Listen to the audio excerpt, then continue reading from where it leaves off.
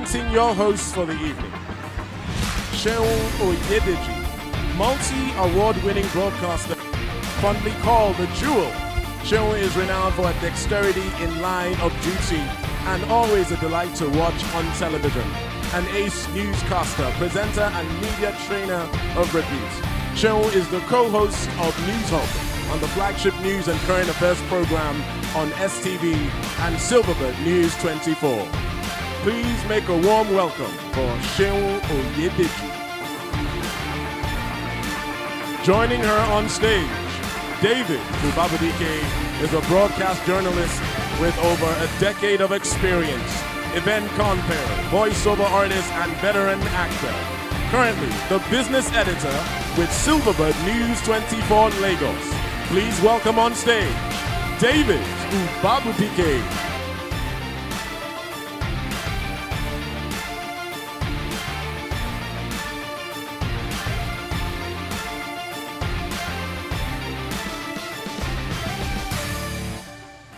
We want to say a very big welcome. Welcome to all of you. Welcome to the 17th edition of the Silverbird Man of the Year Awards and other Silverbird Awards going forward. We are excited that you are here. We are excited that you are here to do us the honors. The event was instituted to honor and celebrate Nigerians or organizations that have distinguished themselves in their spheres of life, be it politics, business, sports, entertainment. We are here to honor all of you this evening. And to imagine that prestigious Nigerians had won these prestigious awards over the years. And we're talking about the likes of Professor Dora Akunyili, Sanusi Lamikudo Sanusi, Alhaji Aliko Dangote, Dr. Mike Adenuga, Dr. Nkosi Okojo-Iweala. We have also Governor Nyesom Wike, Governor Ifeanyi Okowa, as well as Babajide Sanwo-Olu, and then Babashide Fashola. All these are distinguished Nigerians that no one can argue. Please put your hands together for them. Let's also let you know that in the course of this event, 10 Nigerians, 10 people from the audience will go away with a prize gift of a million naira each. Were you going to say naira each. Yes, a million. For 10 people that are here. I think it's a good place to give Abai Jebu a round of applause. So right about now, we also need to let you know that part of the event would also include, you're all aware that the governorship election comes up in exactly 7 days from now. So somewhere along the show, we would have them come on stage and sell themselves once again. I am David Ubabudike once again, and Seun Oyedeji is here with me. Thank you once again, and distinguished ladies and gentlemen, I want to thank you so much for being here tonight. Your Excellencies, the awardees and their family members, we want to thank you for finding time to be here tonight. As we would always say in Silverbird Group, every effort that is great is worthy of appreciating, and you are one of them tonight. Please put your hands together for yourselves tonight. It could be a lot better. It could be louder. Thank you very much. Fantastic. Amazing. So let's jump right into the program today and begin with the posthumous awards. Silverbird decided that we don't only celebrate people that are alive, we also celebrate people that have done well in the past. And so, for the posthumous award, it goes to Chief Bola Ige.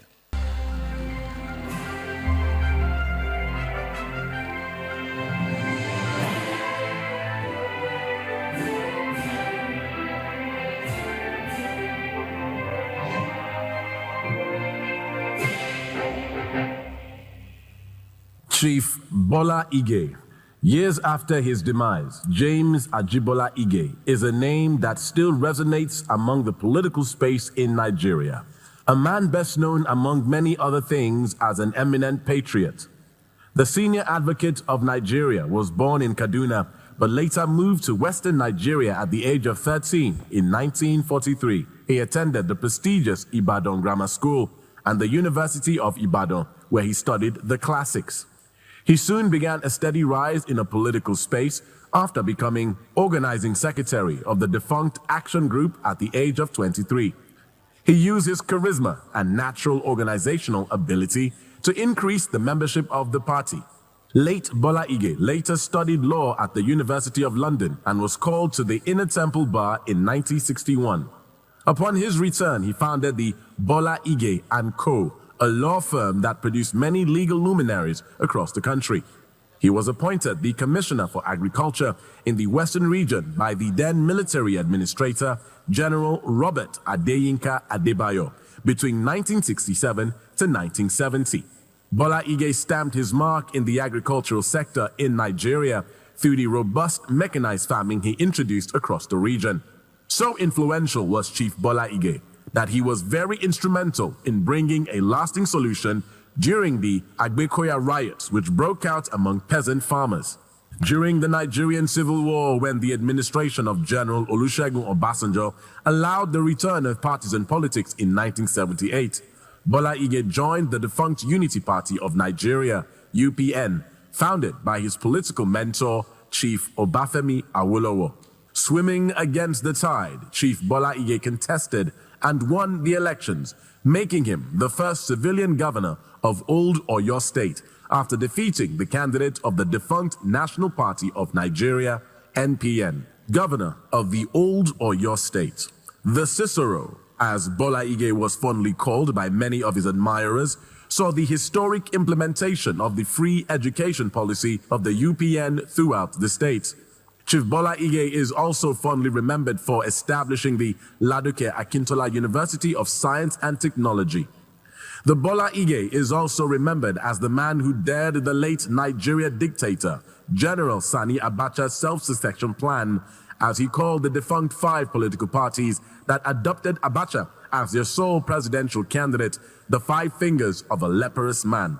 So loved and endeared was Bola Ige that he was moved to contest for president of Nigeria in 1999 on the platform of the Alliance for Democracy, AD. His pedigree was perhaps stronger than any party affiliation, and he was appointed Minister of Mines and Agriculture by the eventual winner of that election, Chief Olusegun Obasanjo, and later deployed as the Minister of Justice and Attorney General of the Federation.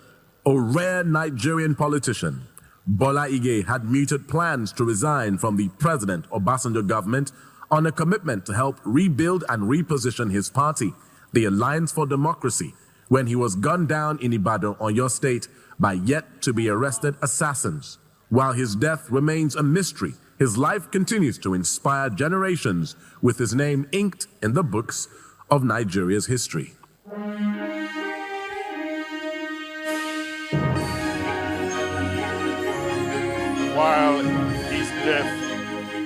While his death remains a mystery, he continues to inspire generations of Nigeria. I think it's a good time to put our hands together for late Chief Bola Ige.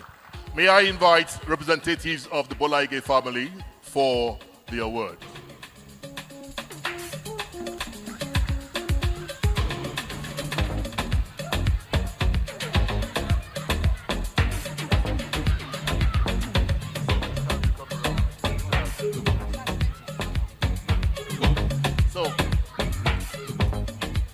On behalf of the Silverbird Group, we present this to Chief Bola Ige, late Chief Bola Ige, for all he has done for us as a people and how he has inspired us as a generation.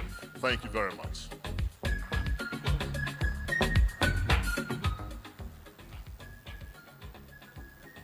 Ọpẹ́ ló yẹ ọ́, Bàbá olóore. Ìyìn ló yẹ ọ́, Ọlọ́run ọba. Hosanna yẹ ọ́, ẹ ṣé o Baba. Your Excellency, the Governor of Oyo State, here represented by the Deputy Governor of Oyo State, Chief Bayo Lawal, who is an Omo Bola Ige. Also, the governor himself is an Omo Ige because he benefited from free education in the year 1979-80. Excellencies here present, distinguished awardees, invitees, ladies and gentlemen, and most especially the management of Silverbird Productions and our friends from the Fourth Estate of the realm. I want to take this glorious opportunity to thank the organization of Silverbird for honoring my late father. Great appreciation to the board for selecting him. And while I was watching the mini documentary up there, it just brought back wonderful memories. And the fact that, yes, unfortunately, the dastardly act that was done on the 23rd of December 2001, which is about 21 and a half years back. However, Ige still lives, and he will continue to live. 21 years later, he's been honored, and we just want to say that he was mentioned that he was a polyglot. He loved young people. He always took advantage of the fact that he needed to showcase young people. And so, to the young people of Nigeria and the entire world, this is also for you. God bless you. Thank you very much. Thank you so very much. Thank you. All right, the next posthumous award is going to the late Samuel Ogbemudia, the former governor of the Midwestern state, renamed Bendel State, and now Edo State.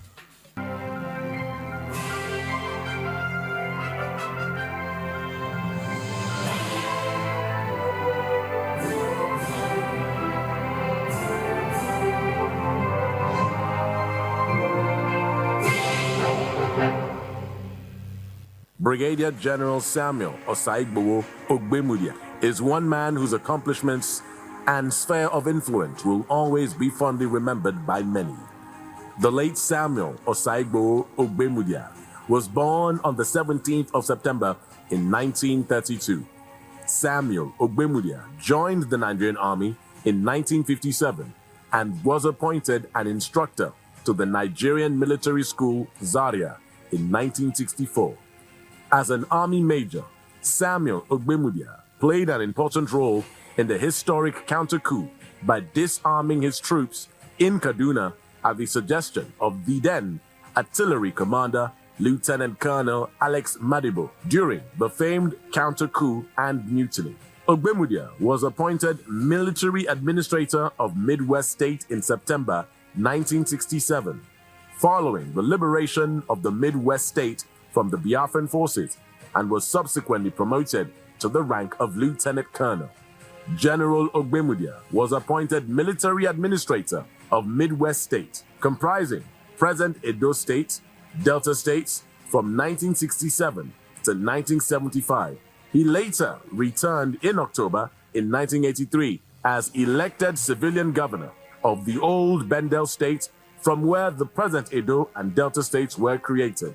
As a military administrator, Ogbemudia initiated improvements in the areas of sports, urban development, education, public transportation, housing, and commerce. He built the Ogbe Sports Stadium in Benin City, now renamed the Samuel Ogbemudia Stadium, and in August 1973, he commissioned the three-story National Museum in Benin City. The period after the Civil War saw the massive expansion of the road network in the state and the provision of all necessary infrastructure for its industrial takeoff: the Agbede Mechanized Farm, the Warake Farm, the Rural Electrification Board, the Bendel Steel Structures, the Bendel Brewery, Bendel Pharmaceuticals, Bendel Boat Yard, Bendel Library, Ethiop Publishing Corporation, the University of Benin, the Institute of Continuing Education, NTA Benin, the Bendel Line, etc., came into existence at the time.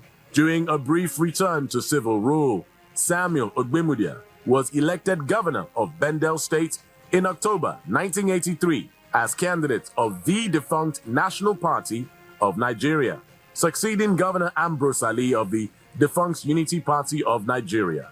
After the restoration of democracy in 1998-1999, Ogbemudia was one of the founders of the People's Democratic Party in Edo State and a member of the party's board of trustees.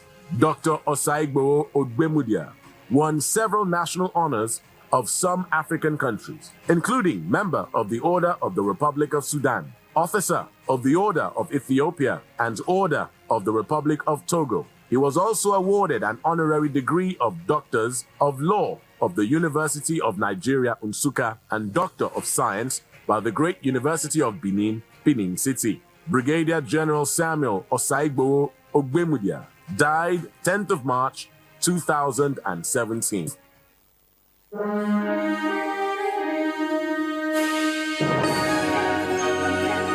Please put your hands together for the late Ogbemudia. Please, we would like to invite the family of the recipient to come for their award. Please put your hands together for the family. You're my sweetie, my sugar, my baby, my lover. So honey, let me hold you, let me love you forever. Oh, yeah. All right, on behalf of Silverbird Group, the organizers of Silverbird Awards and other Silverbird Awards, we present this to you. Please put your hands together for him. Can we move closer here so that the picture?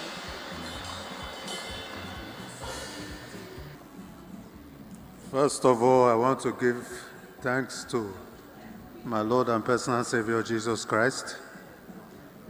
And I want to give thanks to Silverbird Editorial Board, particularly the chairman, Senator Ben Murray Bruce.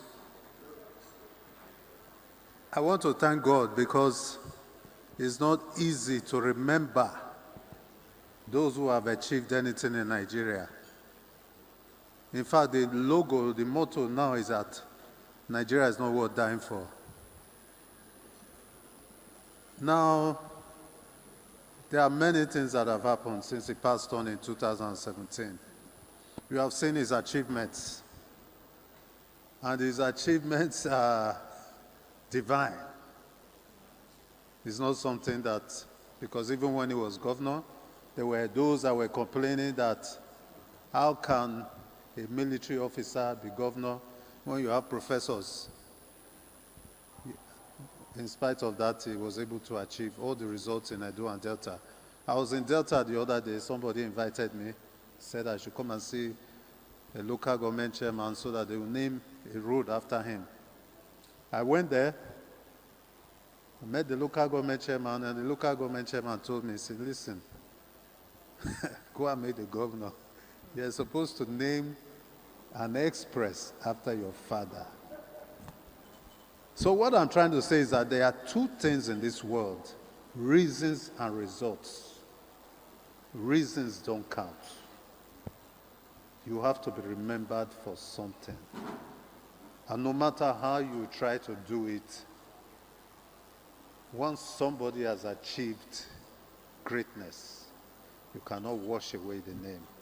So I thank God, thank you Silverbird for remembering our father. And well, what can I say? I think this is the first time. Thank you. God bless you. Thank you. Thank you so very much. Thank you so very much. Thank you so very much. And quickly, our next posthumous award goes to Musa Aradua.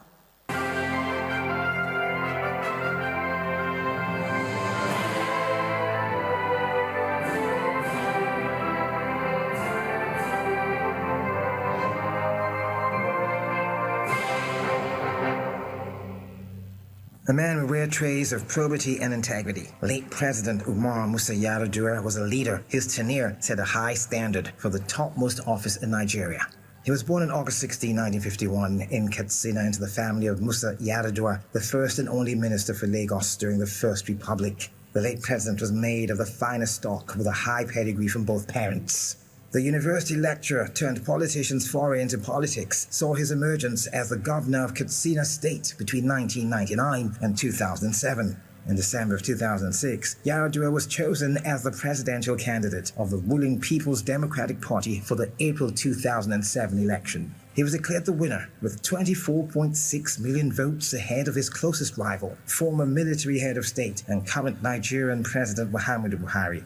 Yaradua assumed office as the 14th President of the Federal Republic of Nigeria on May 29, 2007. Notable among his achievements as president included finding an end to the militancy in the Niger Delta region through the amnesty program, which reabsorbed militants into society, thereby ending years of crisis. The federal government of Nigeria is committed to evolving a holistic solution to the problems of the Niger Delta, with the overall objective of enhancing the economic and social well-being of all in the region. Yaradua also jettisoned his political loyalty to former President Olusegun Obasanjo by reversing the sale of Nigeria's assets under his administration, which he said would have mortgaged Nigeria's future into the hands of a few. His leadership style earned the respect of the citizens as well as the international community. Umar Musa Yaradua died on May 5, 2010, at the Aso Rock Villa, Abuja, after a protracted illness. I am as ordinary as any other Nigerian or as any other person. I can fall sick. And you can get well. I can get well. I can die. I can die tomorrow. I can die next month. I may live to be 90. I don't know. Former UN Secretary General Ban Ki-moon, in his eulogy to the late Nigerian president, commended his unwavering contribution to democratic governance, economic revitalization, and in particular, his determined efforts to bring peace to the Niger Delta. Married to Hajia Turai and blessed with lovely children, President Umar Musa Yaradua unarguably left his footprints in the sands of time with a legacy worth celebrating. We present the Silverbird Posthumous Award in memory of President Umar Musa Yaradua. Please put your hands together for the late President of the Federal Republic of Nigeria, Musa Yaradua. Can we have the family?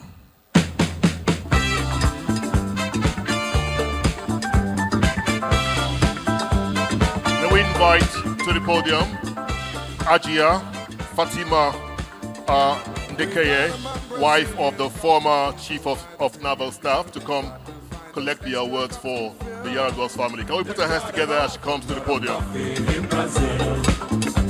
You date a girl and find out later she smells like a percolator. Her perfume was made right on the grill. They've got an awful lot of coffee in Brazil. No tea, or tomato juice. You see,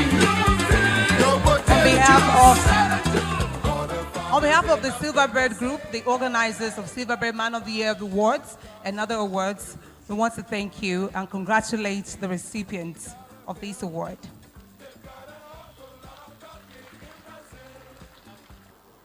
Let me stand on existing protocols.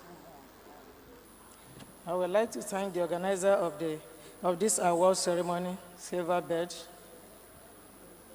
on behalf of the Hajia Turai Yaradua and her family, whom I hereby represent.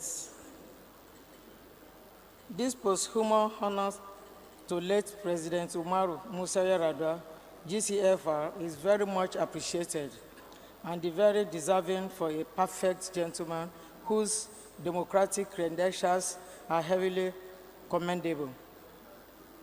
His commitment to transparency in public administration and management of the economic hub remained a good signpost for all to emulate. The nation lost a gem in his untimely demise at the helm of affairs. I will deliver this award to his widow, former First Lady of the Federal Republic of Nigeria, Hajia Turai Yaradua, and family, together with the messages of appreciation and encomium showered on his memories at this forum today. Thank you very much, and God bless. Congratulations. Thank you so very much. Thank you so very much.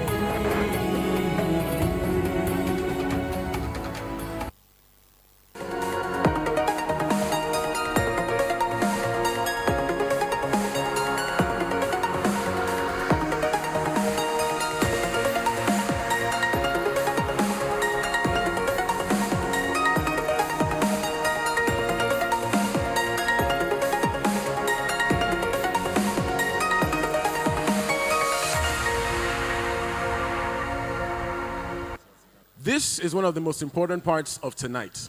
10 lucky members of this audience gets to walk away with ₦1 million each. Please put your hands together for the awesome guys who made this available. Baba Ijebu, aka the Premier Lotto. Debbie Waters is with me this amazing evening.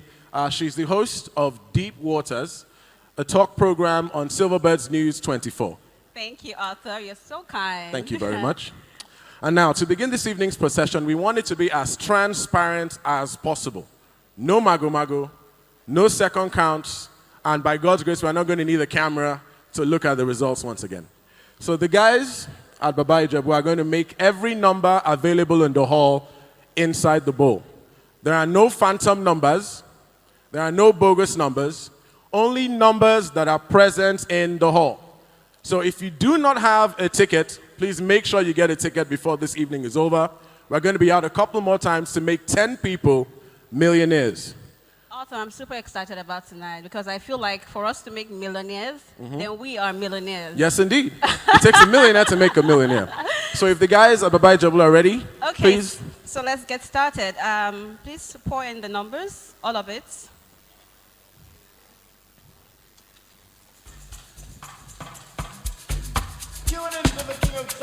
If you didn't get any number at the door, you are wrong. You're wrong. Is the box empty? Please make sure it is empty. Every last ticket should make it into the bowl. All right. There you go. Okay.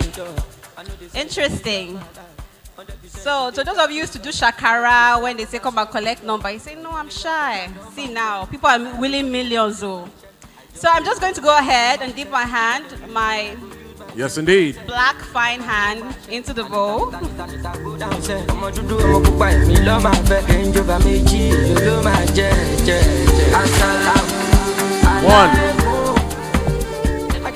We're doing, of course, we're giving 10 people 1 million naira today. But for now, the first batch, we're going with 3 people. 2. Remember, one moment this evening could change your bank account status for the rest of the weekend. And 3. Lovely. Thank you so much, DJ Humility. So Debbie, if you'll be so kind to read out the first numbers. Please remember, this is the first of 3 times that we'll be out here this evening.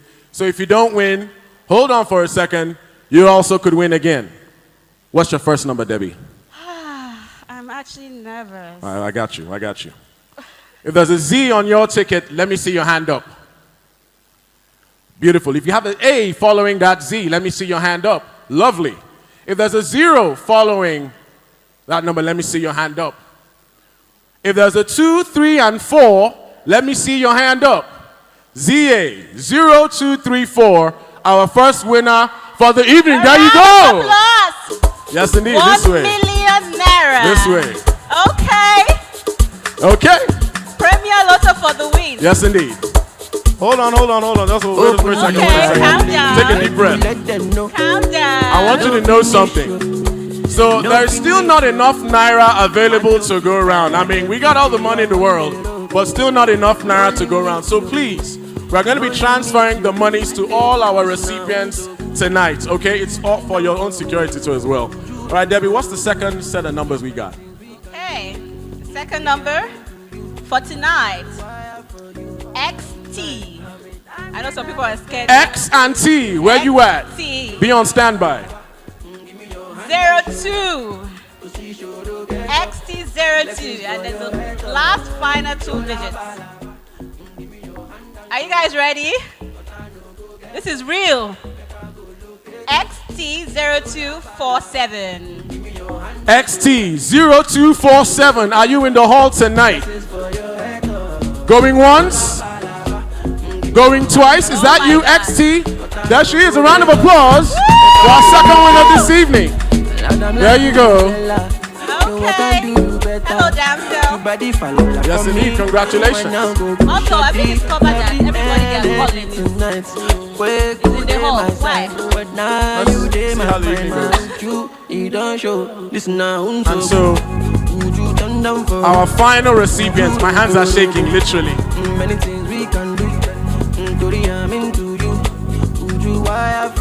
Thank you, DJ. Humility.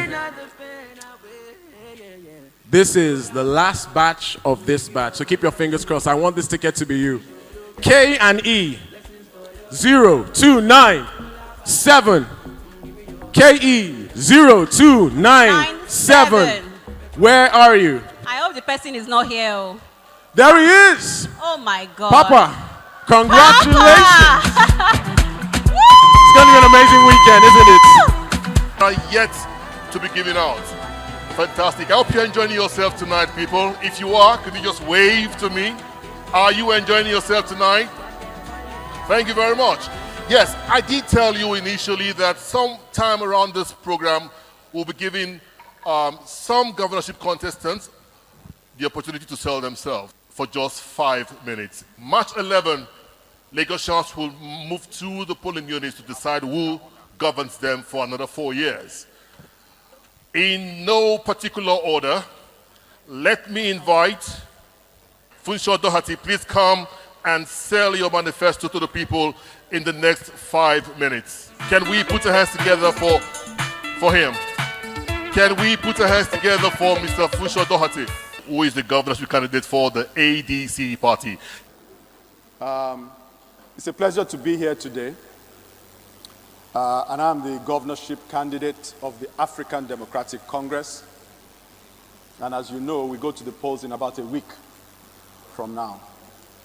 And we're looking forward with excitement. And I might add some trepidation to that election, because as you know, there are unresolved issues that we are hoping will be resolved in the operation of the election before the next one comes up. When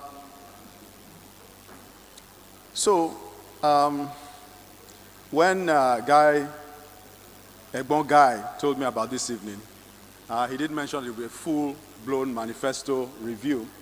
He said we should talk for about 5 minutes, address the people. I've probably used about 1 minute already. So what I will do is to provide an agenda. It's not a comprehensive manifesto, but I'll give you a sense of what it is that we are offering and bringing to the people of Lagos. First of all, at its foundation, what is our theory with respect to Lagos? We believe that Lagos has been undermanaged and is operating well below its potential. That given its resources, and given its natural advantages, its rich history, the fact that it's been a commercial capital for centuries almost, that Lagos could be far further along than it is. Now, by way of background, in developing our manifesto, in addition to our own work, we went across the local governments in this state and we talked to the people. And this is a distillation of what we believe Lagos needs and what the people have told us that they need. Our agenda is summarized in something which we call the Tiger Agenda. The Tiger Agenda, T-I-G-E-R. And what does Tiger stand for? The T stands for tax reform, for equity, prosperity, and growth. The I stands for infrastructure to support a modern mega city. The G stands for government reform. The E stands for education and health systems that the people trust. And the R stands for rule of law and public order.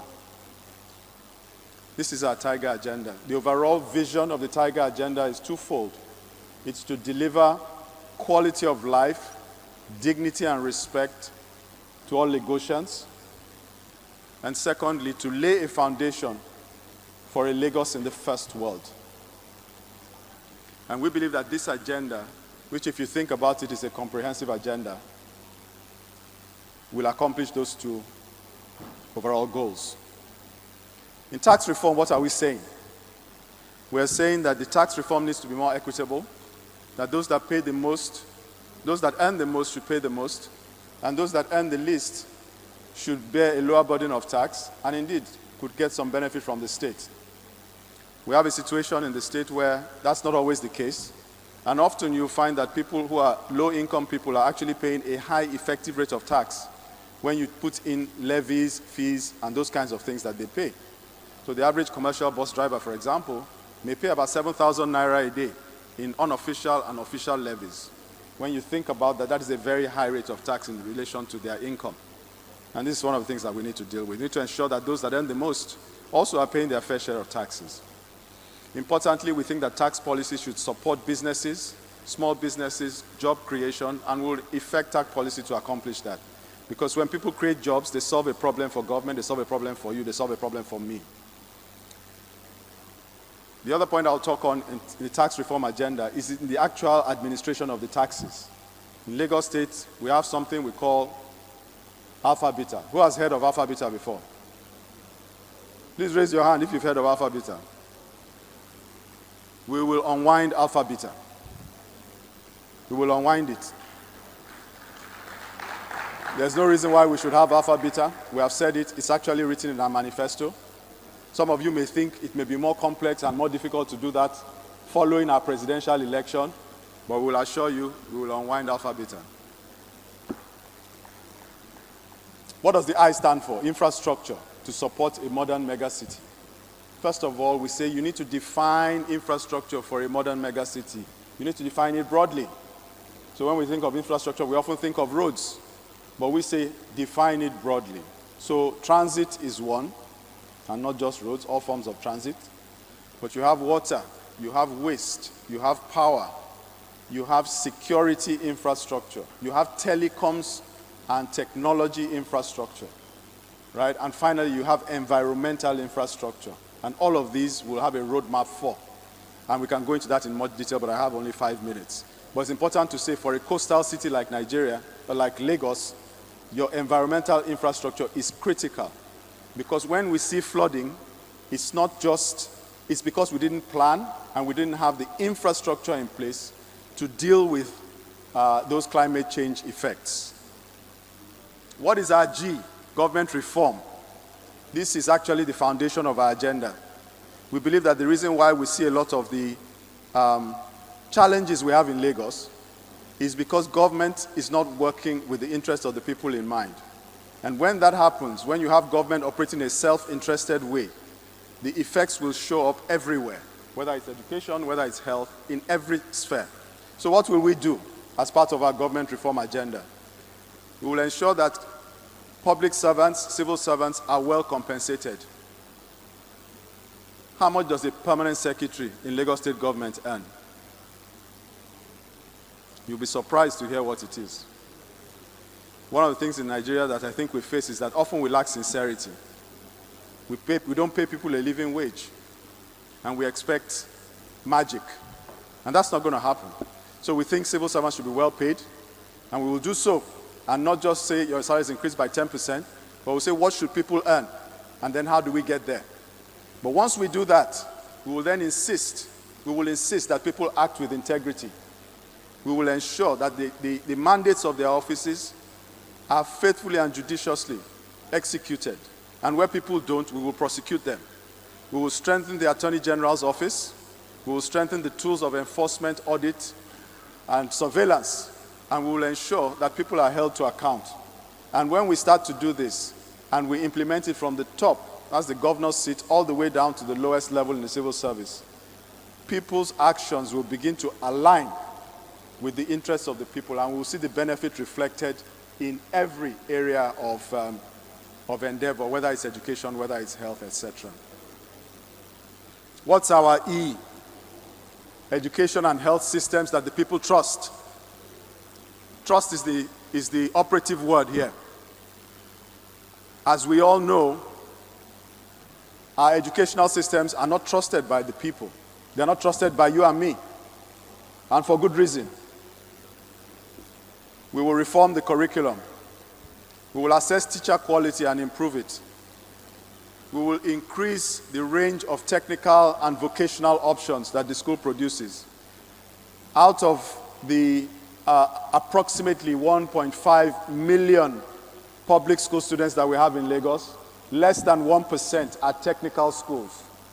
Less than 1%. Juxtapose that with the economy that we operate. and you can see that clearly our educational system is not aligned with the needs of the society. And we'll do that.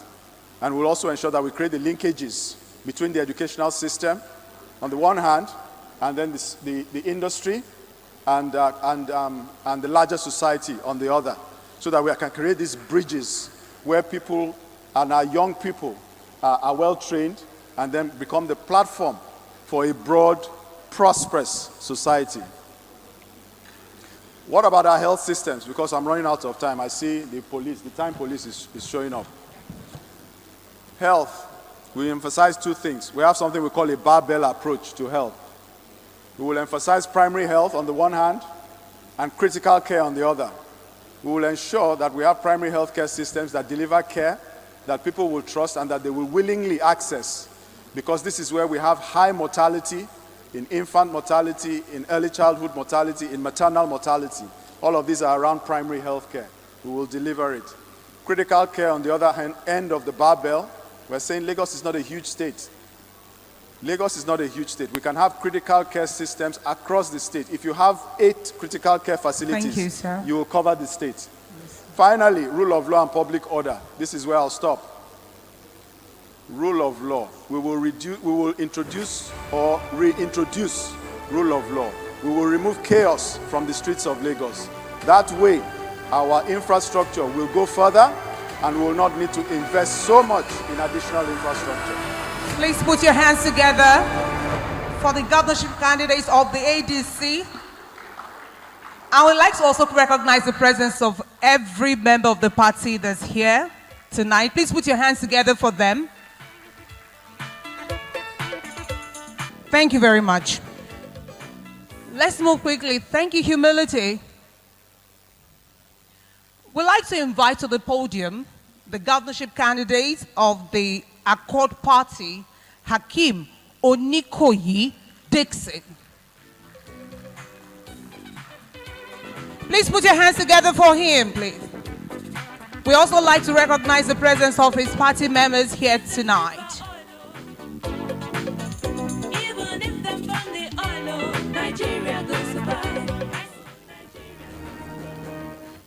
Ladies and gentlemen, Your Excellency here present, distinguished Senator, Federal Republic of Nigeria, Ben Bruce, the High Chief, traditional rulers, the Silverbird team, the gentlemen of the press. The first question I'm going to ask you, is Lagos safe? Is Lagos secured? Is Lagos livable? Is it functional? I don't think so.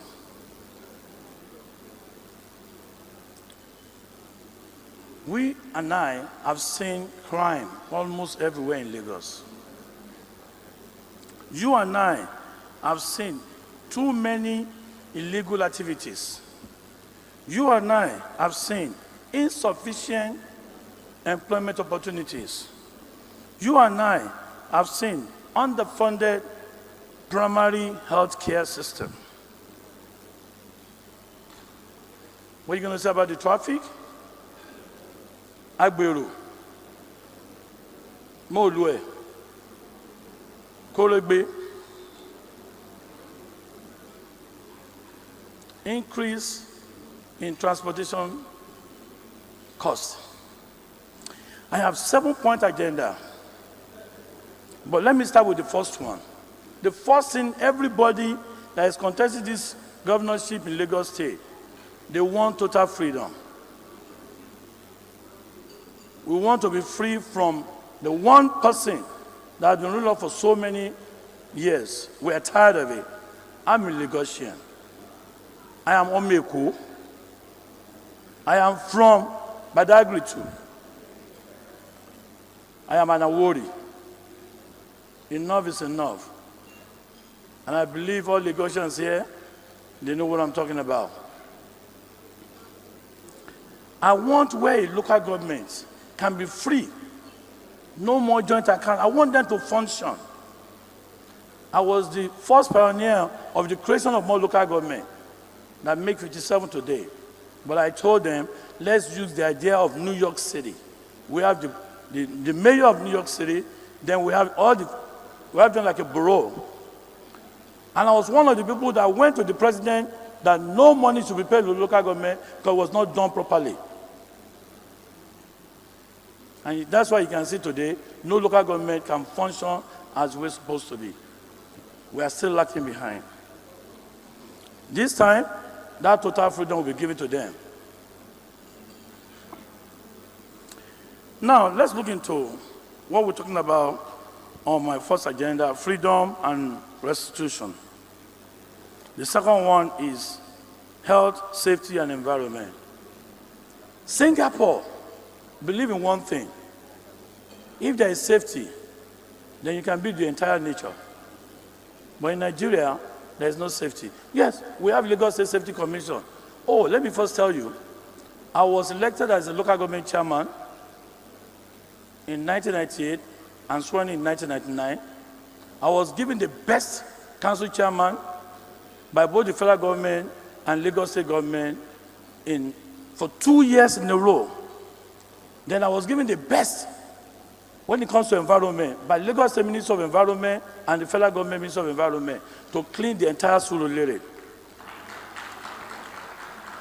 I was a special advisor to Senator Ogunlewe when he was a Minister of Works. That we started this FEMA thing that you can see where they are rehabilitating every federal roads in the entire Nigeria. Then I was the Director General, Lagos State Safety Commission. After I left, we now saw building collapse. And I insisted that there must be an insurance. But now I am coming in as a governor, and I believe all of you here is going to vote for Accord. Don't vote for APC nor any other party, but Accord. Because I got the leadership, I got the experience, I know how to rule Lagos, and how to make sure what the people of Lagos are looking for, I got it right here with me.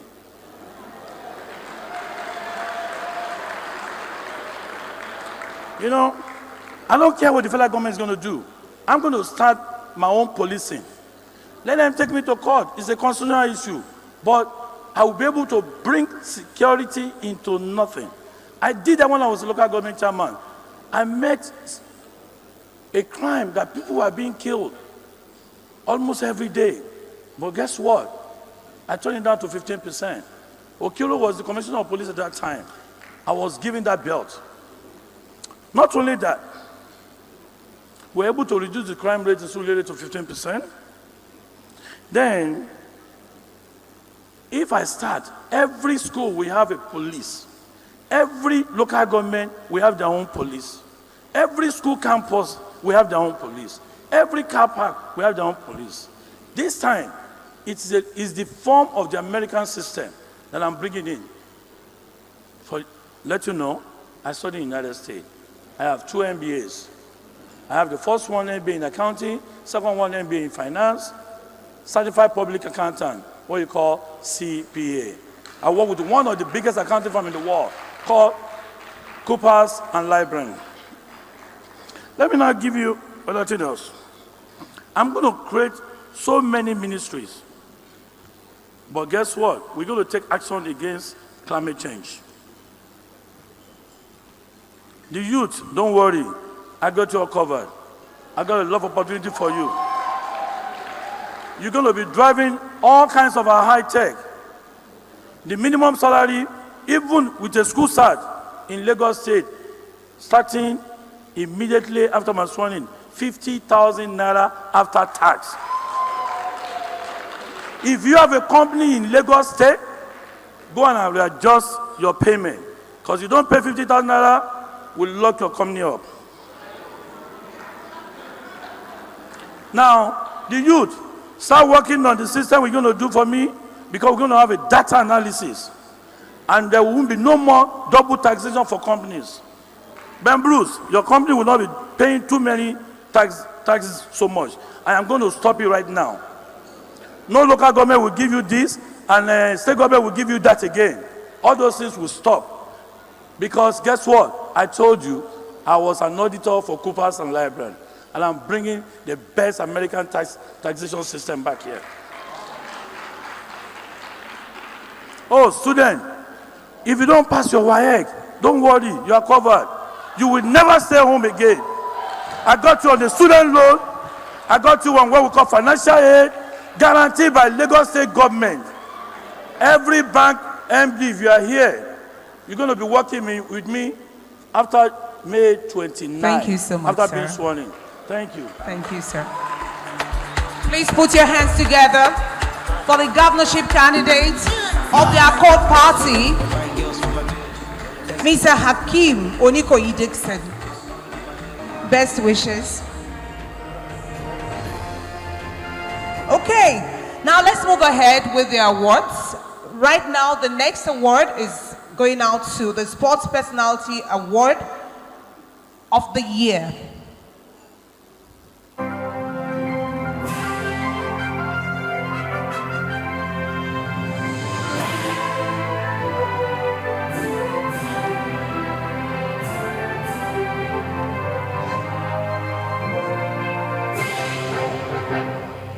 Amazon is in green. Camacho Quinn second from the left. The Olympic champion's been left a little bit at the start by Armstrong.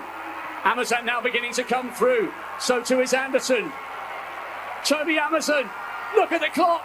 I cannot believe it. Oluwatobiloba Ayomide Amushon, better known as Toby Amushon, is a Nigerian superstar athlete who holds the world record in the 100 meters hurdles event. She was born on April 23, 1997 in Ijebu-Ode, Ogun State, Nigeria, to school teacher parents. Toby, as she's fondly called, is incidentally the last child of 3 siblings. She had her secondary school education at Our Ladies of Apostles Secondary School, Ijebu-Ode, before moving on to develop her skills as an athlete. In 2015, Toby Amushon took the gold medal in the 100 meters hurdle at the African Junior Championships, and in the same year, as an 18-year-old, she secured her first title at the African Games. She won back-to-back Commonwealth and African titles in 2018 and 2022 in the 100 meters hurdles trophy, and is also a 2-time African Games champion in the event. In 2021, Amusha became the first Nigerian athlete to win a Diamond League title as she took the 100 meters hurdles trophy, breaking the then African record held by Gloria Lozier in the process, and retained her title in 2022. After the world record, the Commonwealth, it took a toll on my body to get back. But, the goal is to come out here and, execute. And I'm thankful God helped me to get the win today. Toby Amushon, or Express, as she's also known, is the current World, Commonwealth, and African champion in the 100 meters hurdles, as well as the meet record holder in those 3 competitions. Toby Amushon became the first ever Nigerian world champion and world record holder in an athletics event when she won the 2022 World Championships 100 meters hurdles gold medal, setting the current world record of 12.12 seconds in the semi-final, followed by a wind-assisted 12.06 seconds in the final. We are a very big country, but, the few of us who have the talent that God has given to us, we come out and we use it to the glory. Toby Amushon's exploits on the Nigerian, African, and world stage have won her wide acclaim from fans, followers, and the local and international media. She's remarkably known for always identifying with her country of birth and proudly flies the national colors, a fact which has brought the country positive attention and accolades from the international community. Toby Amushon is the recipient of the 2022 Silverbird Sports Personality of the Year Award. Let's put your hands together for the Nigerian, African, Commonwealth, and the world champion, Toby Amushon. Toby couldn't be here tonight, but she sent in her acceptance speech. But before then, I'd like to introduce the person who would be given the award to the person also representing her. Please put your hands together for Silverbird Rhythm's 93.7 newscaster, as well as political analyst, Arthur. Please put your hands together for Arthur. Let's now have the representative of Toby. Hello everyone, I'm Toby Amushon. I want to say a big thank you to the Silverbird Group for this special award, and also to everyone who has supported me in my career journey, including my family, coach, and friends. Unfortunately, due to other commitments, I would not be physically present to receive this award. But please be assured, it means so much to me I promise my fans I will definitely keep doing my best to bring honor and glory to my country, Nigeria. Thank you once again, and please keep supporting Nigerian athletes. Thank you so much.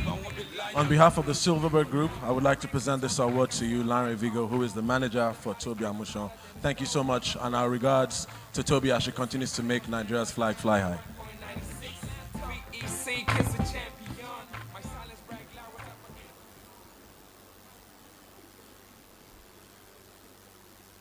Good evening, everyone. On behalf of Toby Amusan, I would like to first say a big thank you to God. I'd like to also say a big thank you to Senator Ben Bruce and the Silverbird Group. 2022 has been an amazing year for Toby, and honestly, it's what we've dreamt of, it's what we spoke about, and for her to receive this award, she really appreciates it. Toby promises to continue making Nigerians proud, and she would like to urge the government and the private sector to invest in sports. There are a lot of talented sports people in Nigeria, and we feel like if the government, private sector invest in these people, we'll have more superstars in Nigeria. So we're urging everyone, please support Toby Amusan on this quest to find possibly maybe even the next Toby Amusan. Enjoy the rest of your evening, everyone. God bless you all. Thank you very much. Thank you very much. Can we put our hands together for Toby Amusan? It's not easy to break a world record. Moving on as quickly as we can, next will be the Silverbird Trailblazer Awards. We will be honoring Deyemi Okolawon. Deyemi Okolawon.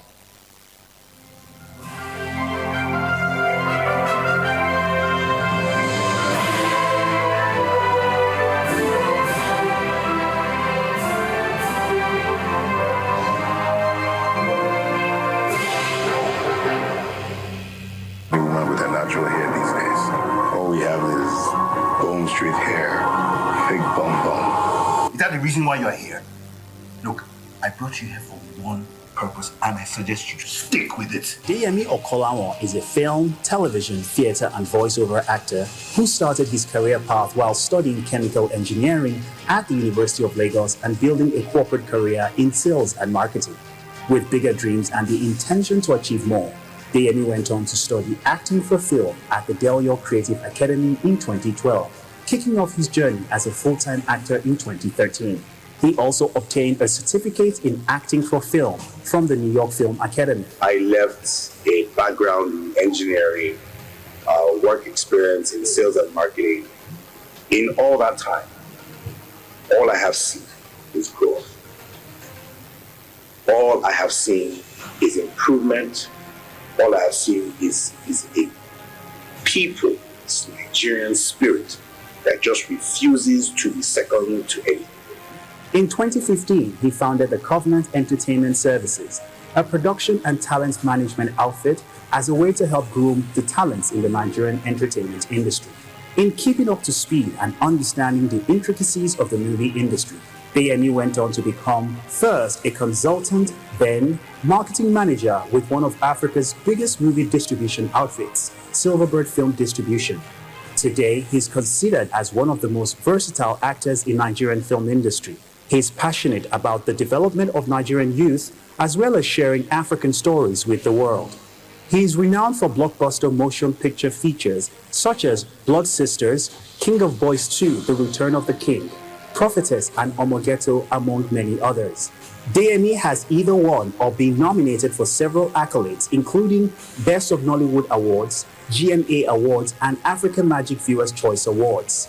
He is currently arguably the most sought-after and most bankable actor in the Nigerian movie industry. Deyemi Okolawon is the recipient of the Silverbird Trailblazer Award.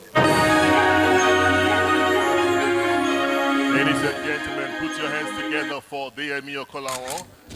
Good evening, ladies and gentlemen. I'd like to thank Silverbird Group. I'd like to thank Senator Ben Bruce and the entire Silverbird Group for this award, this Trailblazer Award that I've received tonight. It is my true passion to see young Nigerians continue to blaze trails across the nation and across the world. the times that we are in demand that young Nigerians stand up and start to speak with one voice. And I appreciate every single person that has been involved in giving me this supreme honor. Thank you so much, and God bless. I believe the next award, thank you very much. You can clap now, you can clap, you can clap, you can clap. Thank you. Yeah, don't take your pictures. So thank you very much. Next for the Trailblazer Award is Osaz Ighodaro.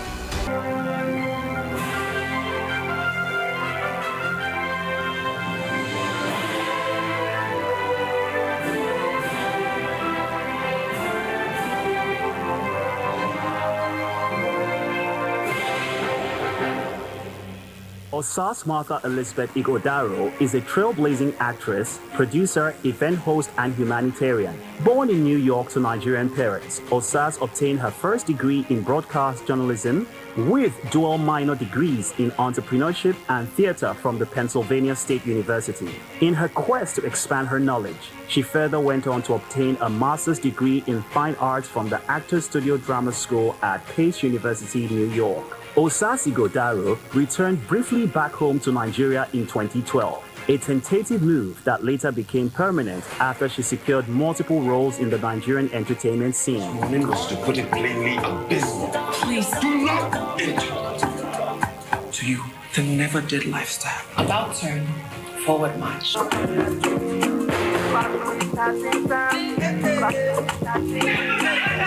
Currently one of the most prominent faces of the Nigerian movie industry, Osas Ighodaro is not just an actor, but also a producer, a host, a mother, and humanitarian, among numerous other qualities.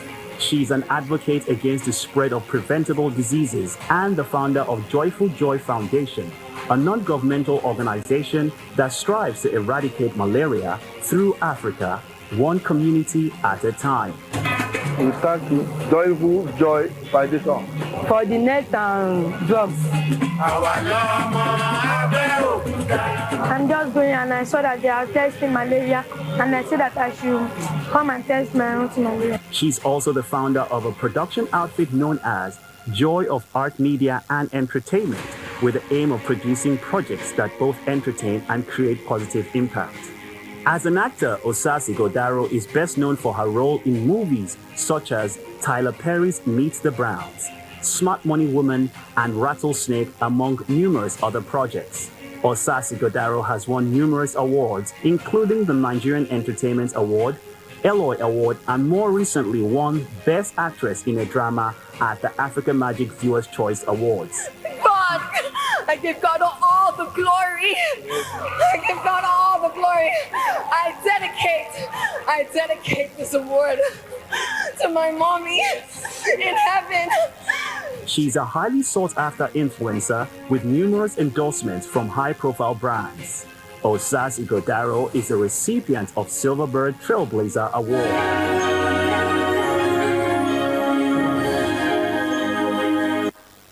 Ladies and gentlemen, make welcome Osas Ighodaro.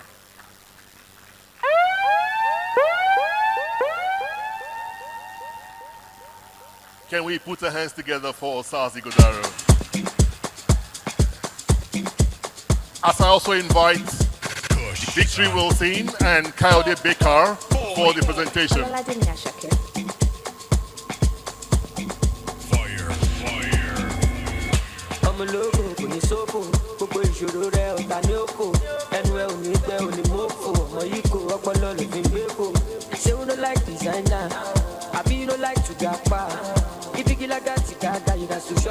There we go.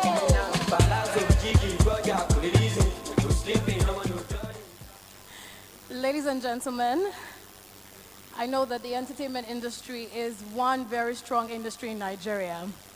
And we know that there are only very few women who inspire us on screen with their beauty, their talent, their brain, and every good thing that God has given them.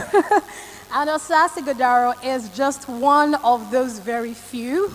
And it's such an honor to present you this award on behalf of Silverbird Man of the Year 2022. Please, ladies and gentlemen, give it up one more time for Asas Igodaro, the trailblazer. Congratulations. Thank you.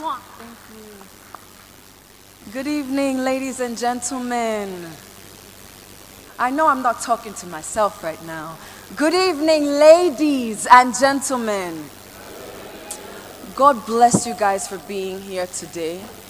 God bless the Silverbird Group for this amazing, overwhelming, gratifying award. This is a really beautiful moment, and first and foremost, I give thanks to God. I give love and appreciation to my family and my friends and supporters and fans. I'm just very, very appreciative and grateful for this moment. When I moved back to Nigeria 10 years ago from New York, I never expected to be appreciated like this. This means the world. This means a lot to me. I just want to always put my best foot forward, and for me to be here today receiving a Trailblazer Award, I feel like I'm on top of the world. I feel like anyone, thank you. I feel like anyone that is Nigerian, whether they're here at home in Nigeria or in the diaspora, should always feel the sense of pride to be able to represent who we are, because we're amazing, we're unstoppable. And an event that just happened this past week, I feel that we all need to be reminded that we are one. We all need to be reminded that we are one. We are one Nigeria. We should act as so. And I appreciate you all. Thank you so much. God bless you. Thank you.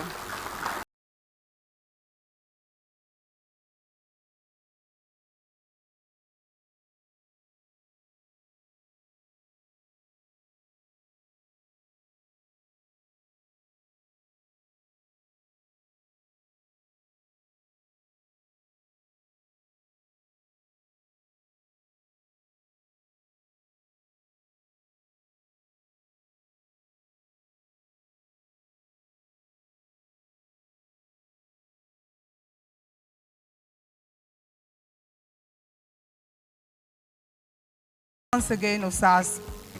Now, if you have your ticket, in the next 5 to 6 minutes, you may become the newest millionaire. In the meantime, we'd like to bring upstage someone that you can't help but love. She's a 13-year-old girl who will be turning 14 on November 19, 2023. A saxophonist, you must have heard the covers that she made of Jowo by Davido, as well as Duduke by Simi.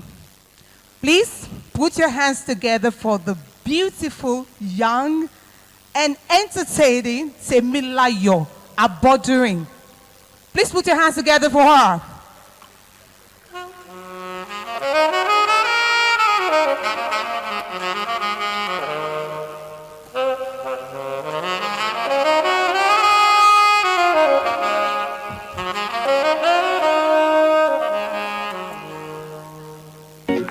Officially the greatest music money of all time.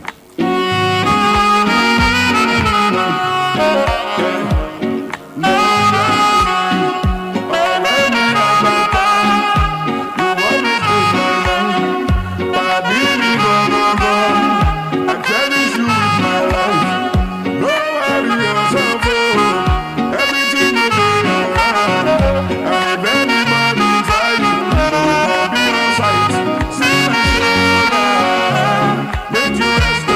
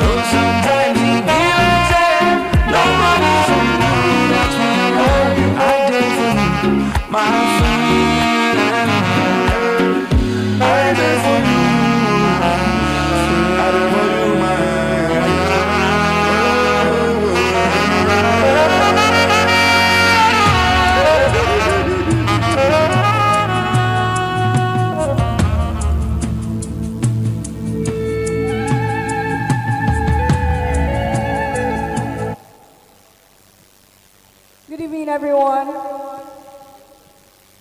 I hope you're enjoying this event. My name is Temlaya Bodorin. I'm a 13-year-old saxophonist, and I'm going to be playing Great Nation, Thank You, by Timi Dakolo. Please listen and enjoy.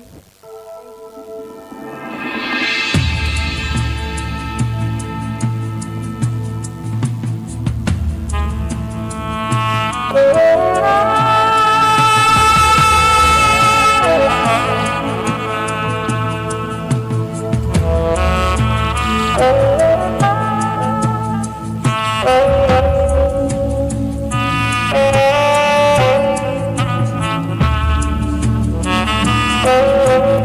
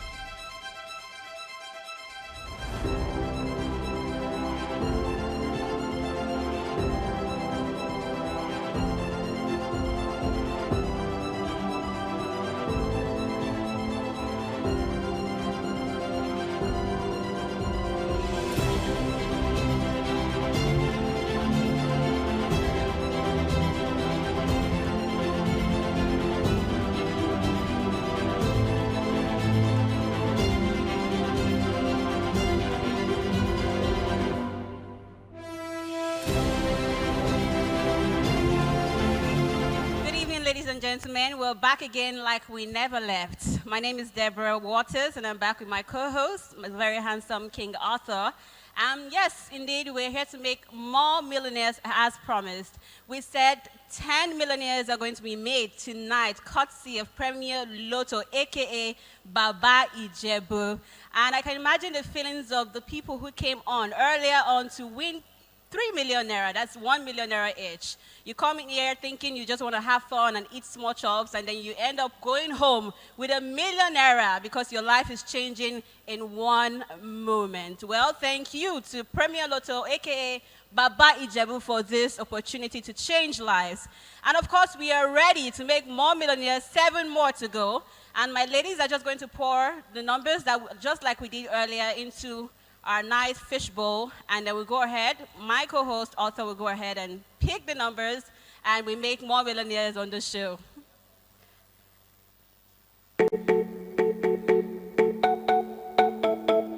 Jiggy, no, no. Oh, no, no, no, no, no, no. This second segment is going to make three people millionaires on the show.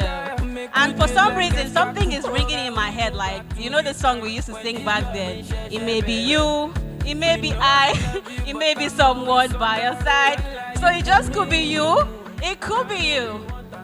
I want to say it could be me, but unfortunately, I'm part of Silverbird group, so, I mean, I hope somebody will just wire me 1 million naira in my dreams. Okay, Arthur, you ready? 1. Okay, we're picking the second number now. Please raise it up for everyone to see you. Thank you. 1 more millionaire to be made. I must confess. Arthur, what's the happening now? Alrighty.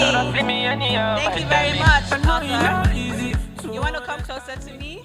Don't run away from me now. Come closer. This is undoubtedly one of the hardest things I have to do this evening. Watching all this money go away. Okay.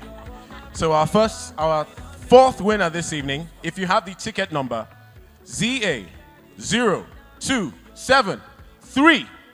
Let me see you in the hall. ZA0273, where are you? Please make your way this way. Our 4th millionaire for the night. Wow. Just like that.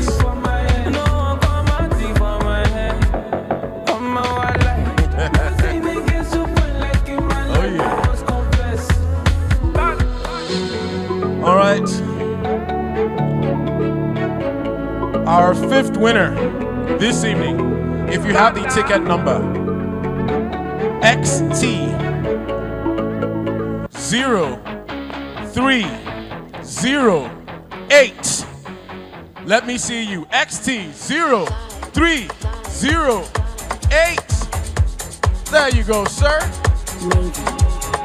Wake up in the morning, hallelujah, chasing the money, and I saw him when he just came no looking inside. back, me and my gang, steady fire, we leave no gap, Gucci, Louis V, miss my monster with Hennessy, my eye on dirty, I know busy, the smell of the wings, Charlie me, baby girl, why you crying, clean your tears with my currency, bullion van, outside the club, who tell you say we need protection, up in my all black challenger, horror leading to the dynasty, we know ourselves and they know we, Thank you, humility.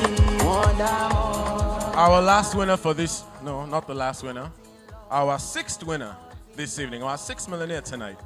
If you have the ticket number KE0265. Where are you? KE0265. Going once. Going twice. KE0265. For the last time. Is that you? Ladies and gentlemen, our 6th winner for the evening, our 6th millionaire of the house. Congratulations to you. Please confirm. And just like that, in one moment, 3 millionaires, one evening, 4 more millionaires to go. Hold on to those tickets. They're going to need them before the night comes to an end. Can we have the presentation of checks? Okay, please, Premier Lotto, kindly hand over the checks, one after the other. Okay. Congratulations. From Silverbird and Premier Lotto to you. Thank you so much. I need to do a remix of this song that is playing in my head. Bilonia, Oye Jikash. Or is it Millionaire now? Congratulations. All right. The last but not the least. Millionaire, Oye Jikash. Shopping and spending. Don't spend and shop with the money. Oh. Make sure you change lives. Thank you, ladies and gentlemen.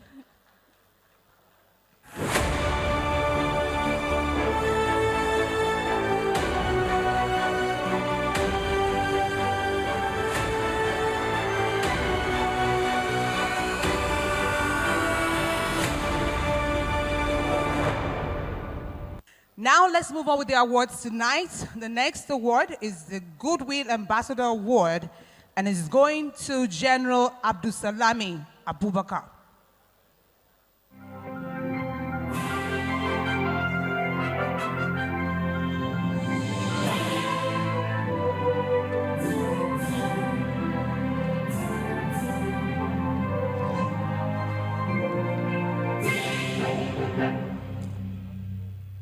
Elder statesman Abdusalami Abubakar, GCFR, is a retired Nigerian Army general who served as the de facto president and commander-in-chief of the Federal Republic of Nigeria from 1998 to 1999. He was the chief of defense staff between 1987 and 1998, before succeeding late General Sani Abacha.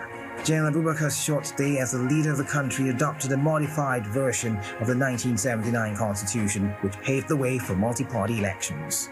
He handed over power to President-elect Olusegun Obasanjo on May 29, 1999. The former Nigerian leader is the current chairman of the National Peace Committee. Born on the 13th of June 1942 to Abubakar Jibrin and Fatih Kande Mohammed in Minna, Niger State. General Abubakar attended Minna Native Authority Primary School, Government College Bida, and the Kaduna Technical College. The general was a member of the pioneering set of officer cadets who enlisted into the Nigerian Air Force on the 3rd of October 1963. Between 1964 and 1966, he got basic and advanced military training in Germany. Upon his return to Nigeria in 1966, he was seconded to the Nigerian Army. As an officer cadet, he attended the Emergency Combatant Short Service Course and was commissioned second lieutenant infantry division of the Nigerian Army in 1967. He held various command positions in different formations of the army and rose to becoming the chief of defense staff under late General Sani Abacha. On June 8, 1998, after the death of General Sani Abacha, he was named Nigeria's military head of state and commander-in-chief and was sworn in on June 9, 1998. After taking the mantle of leadership, General Abubakar declared a week-long period of national mourning and promised to hold elections within a year and transfer power to an elected president. On May 29, 1999, against all odds, he handed over power to the then-elected civilian President Olusegun Obasanjo and retired from the army. General Abubakar helped in the Liberian peace movement by presiding over the 2003 peace talks between Charles Taylor and opposing rebels. He also chaired the Commonwealth Observer Group to the Zimbabwe presidential election in 2002. He has received several awards and medals, amongst which are the Defense Service Medal, the Distinguished Service Medal, the Forces Service Star, the General Service Medal, the Grand Commander of the Federal Republic of Nigeria, the International Gold Medal of ECOWAS, and a host of others. General Abdusalami Abubakar is married to retired Justice Fatih Abubakar, and they are blessed with 6 children. He is the recipient of the Silverbird Peace and Goodwill Ambassador Award. Please put your hands together for General Abdusalami Abubakar. The peace for the award is the Silverbird Special Recognition Award. And it goes to none other than the Governor of Yobe State, Governor May Mala Buni.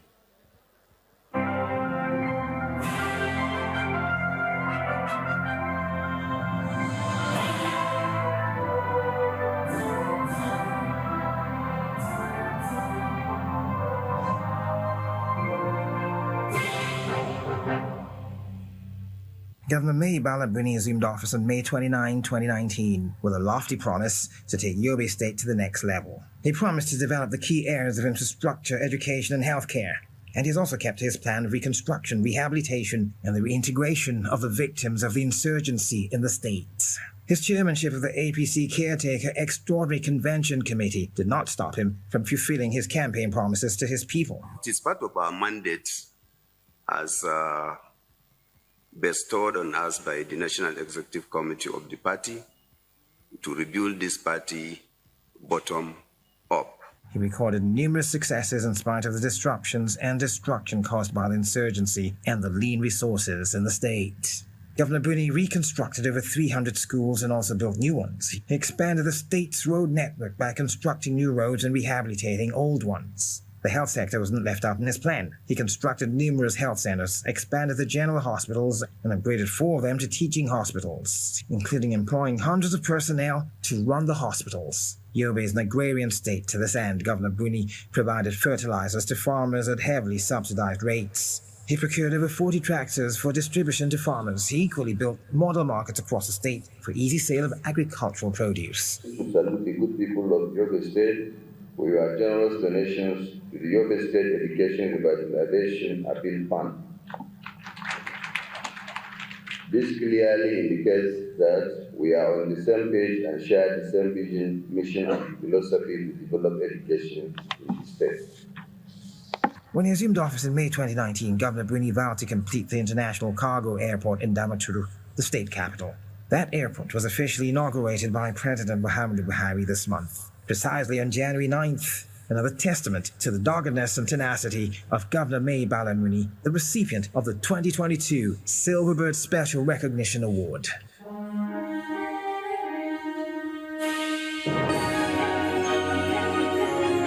Can we put our hands together for Governor May Malambuni of Yobe State? May I make welcome representatives of the governor. Much, and good evening, ladies and gentlemen. My name is Nicholas Okoye. I'm supposed to be presenting to the governor, but obviously he's not here. But I just wanted to say a few words on his behalf and on behalf of the great Silverbird group. I think we need to commend Silverbird for being able to host the Man of the Year award consistently over the years.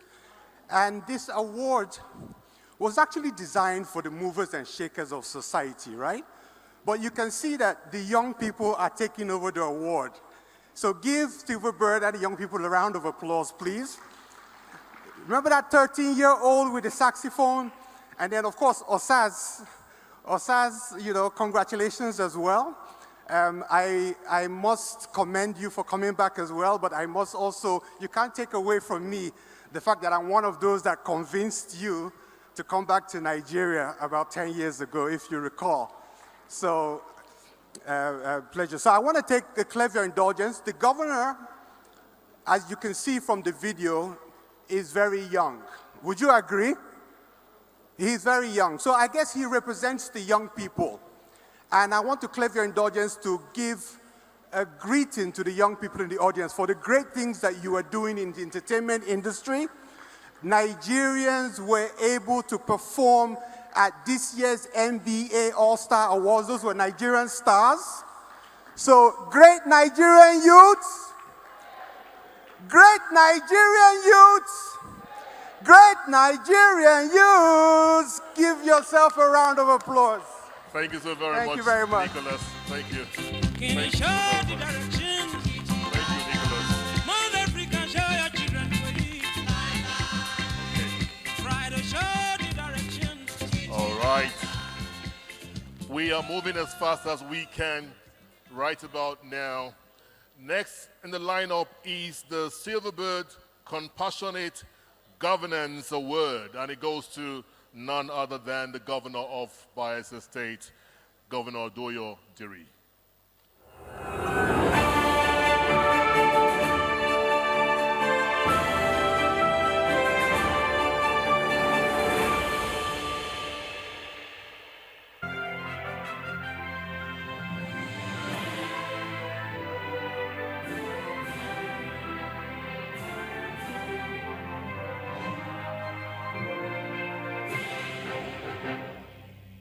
His assumption of office as the executive governor of Bayelsa State on February 14, 2020, has been described as a fulfillment of his name, Doye, which in his own language means desire.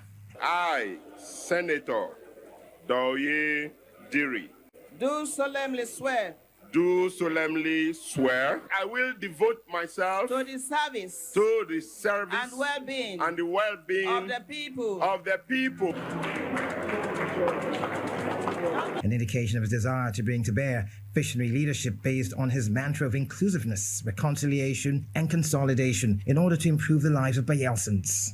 Governor Doye Diri was born on June 4, 1959, into the family of AGM Diri in Kolokuma, Okpokuma local government area of Bayelsa State. He had his early education at Okoro Primary School, Sampu, and concluded same at the Reverend Proctor Memorial Primary School, Kaima. He attended the government secondary school OD in 1981, where his leadership traits were discovered, leading to his appointment as the dining hall prefect. Governor Diri obtained his Nigerian Certificate in Education, NCE, at the College of Education in Port Harcourt in 1985, and later studied political science at the University of Port Harcourt. He was notably a teacher before embracing politics. Governor Doye Diri served as a Commissioner for Youth and Sports in Bayelsa State from 2005 to 2006, under the administration of former President Goodluck Jonathan. He was a senator representing Bayelsa Central Senatorial District at the Nigerian 9th National Assembly before the Supreme Court judgment which declared him winner of the November 2019 governorship election in Bayelsa. Described as humane, honest, principled, and compassionate, Governor Doye Diri assumed office as the 5th governor of Bayelsa State in the midst of the COVID-19 pandemic. He showcased his love for the people when he ordered the sharing of palliatives twice to Bayelsans and other residents in the state, including the physically challenged and members of the NYSC. Within his first 100 days in office, Bayelsa workers as well as retirees had begun to feel his visionary leadership, laden with compassion and the commitment to doing the right thing through the commencement of the payment of the backlog of pensions and gratuities dating back to 2008. This was in fulfillment of his promise to prioritize the welfare of workers and those who had served the state meritoriously. His administration also set aside a 200 million naira monthly fund to sustain pensioners. He also declared a 1-week work-free break for public servants in the state amid the flood crisis in 2022, among other social intervention programs championed under his prosperity administration. By February 2022, a total of 1,680 persons had benefited from the Bayelsa Women and Youth Empowerment Program, geared towards supporting indigents in business to start, grow, and own their own local economy. Also in his compassionate manner, Governor Doye Diri appealed to the federal government to sustain the presidential amnesty program in order to allow some indigents benefit and get fully reintegrated into the peaceful atmosphere created by the scheme in the Niger Delta region. Governor Diri's quest to provide a better life for Bayelsans also motivated him to successfully pursue and recover the state license on the Atala oil field, OML 46, revoked by the defunct Department of Petroleum Resources, DPR, in 2022. Under his leadership, the incessant traditional communal clashes between the Ekremo community and residents of some border towns have been resolved amicably, leading to a stop in the killings associated with the conflicts. His commitment to the unity and brotherhood of the Izar nation has received commendation from different quarters. Governor Doye Diri is married to Her Excellency Gloria Doye Diri, and they are blessed with lovely children. Ladies and gentlemen, we present to you the Executive Governor of Bayelsa State and the recipient of the Silverbird Compassionate Governance Award 2022, His Excellency Doye Diri. Let's put our hands together for His Excellency Governor Doye Diri. May I welcome Uncle Bisio Latilo to the podium to do us the honors of presenting the awards to the representative of Governor Doye Diri. Can we have representative of the governor come collect the award?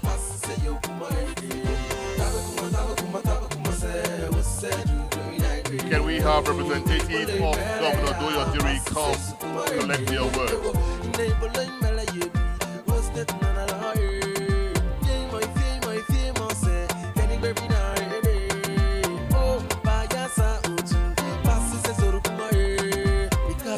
Uno pela daba, outro biaco no mundo. Come on! Neighbor lembra, passa sem se comer.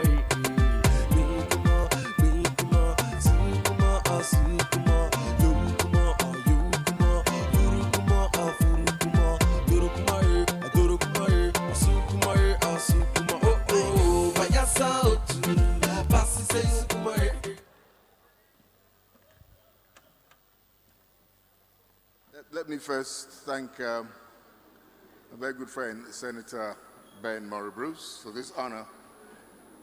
And I don't know how you got to know that I'm very close to Bielsa. Ah, God, I'm like a Bielsan. And I'm very happy that Doye Diri has won this. To send a message to him, he just lost the father at 88. I know he would have been here himself. But ladies and gentlemen, I'd like you to just put your hands together for Governor Doye Diri. Compassionate Award. Okay.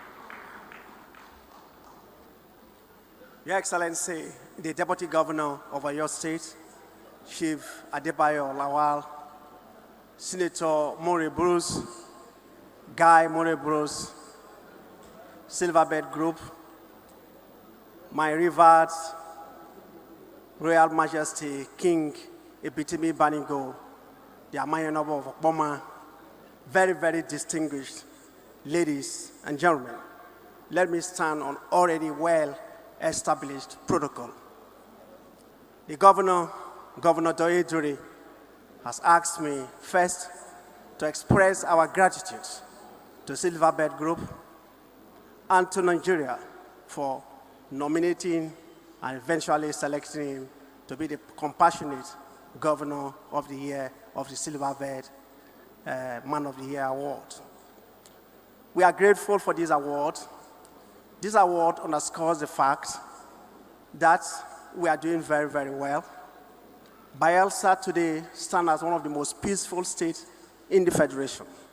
This has encouraged businesses, it has encouraged the rest of the youths to pay attention to their education. The governor is supporting education. We have today 4 universities within the Bielsa state. This, in fact, I believe, is building the human capacity that this nation needs. The governor has encouraged peaceful resolution of all crises. The governor encourages what we call my brother's keeper. He's done great. He's done very well. We must thank Nigerians for the support given to our state. Today, I can say we keep as Bielsans, we are proud to be an emerging economic state. We are beginning to build a foundation for the future. What we say, non-CB said at least, not for us, but for others.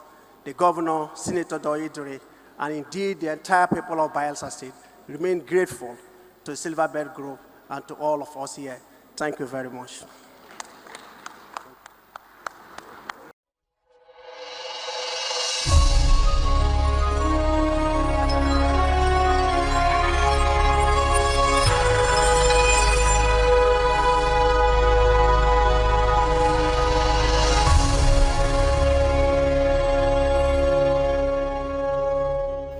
The next award for tonight is to the Governor of the Year.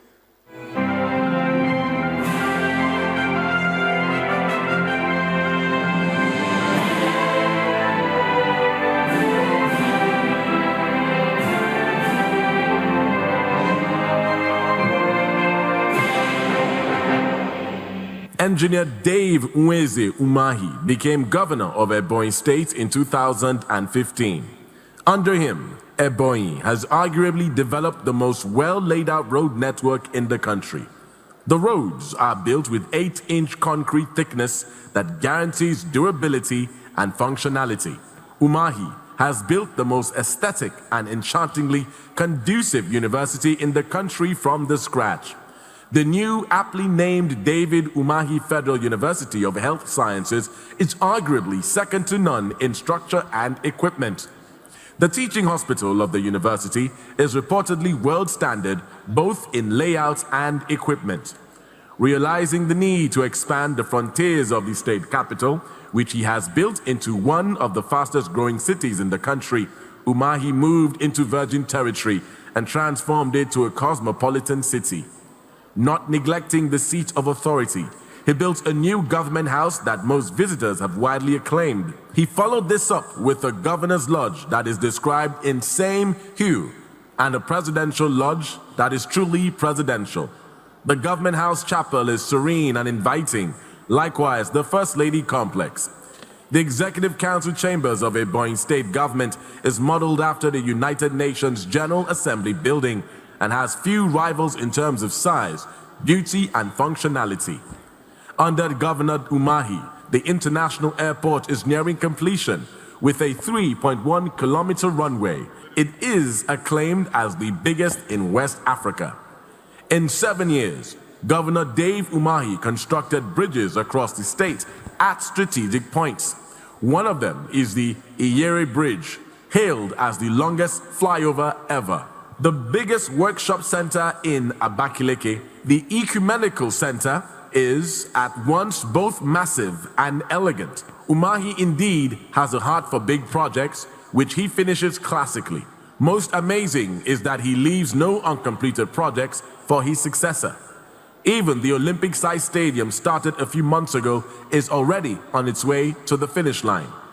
Yet Governor Umahi is running a state with one of the least allocations in the country. Ebonyi under him is adjudged the least indebted state in the southeast and within the 5 least in the country. Governor Dave Nweze Umahi is indeed a force to be reckoned with in all areas of governance. We present to you the Silverbird Governor of the Year, Engineer Dave Nweze Umahi. May we have the representative of Governor David Umahi, the Governor of Ebonyi State, come up stage for the award.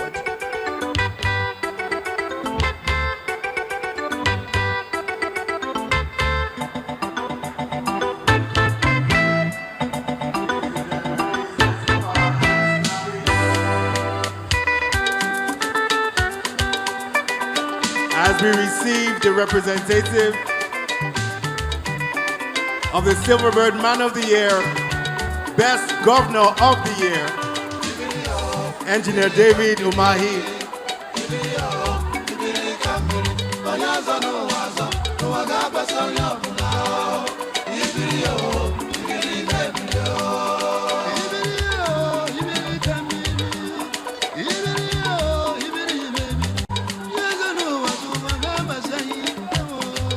We have seen all the works of the governor all the way from Ebonyi.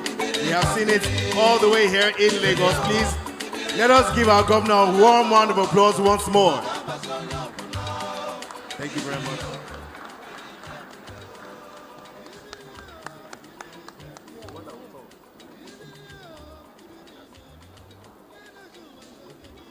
Your Excellencies,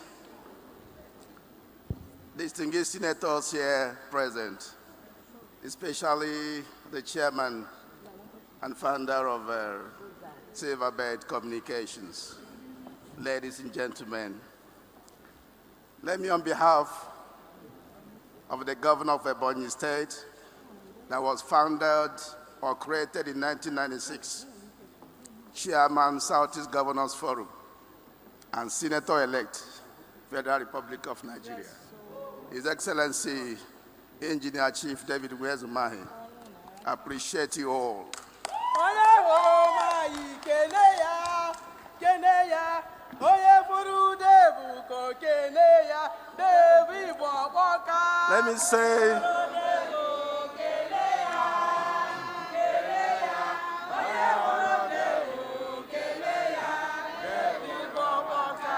Let me say, that in Ebonyi State we speak transformation, we speak development. The governor would have been here to be part of this great ceremony, but for exigencies of his duty, he has therefore asked me as Commissioner for Information and State Orientation to give him a representation and to appreciate the chairman and board of the Silverbird Group for this yet another honor bestowed on him. The governor never knew that his modest achievement, accomplishments in the state in close to 8 years has been appreciated by high-profile media houses like yours. So he sends his appreciation. I make bold to say that in Ebonyi today, we enjoy emancipation, we enjoy transformation. Ebonyi State Governor within 8 years built 24 number flyovers, that is 14 twin flyovers, making him the highest in the history of Africa to do that as a good government.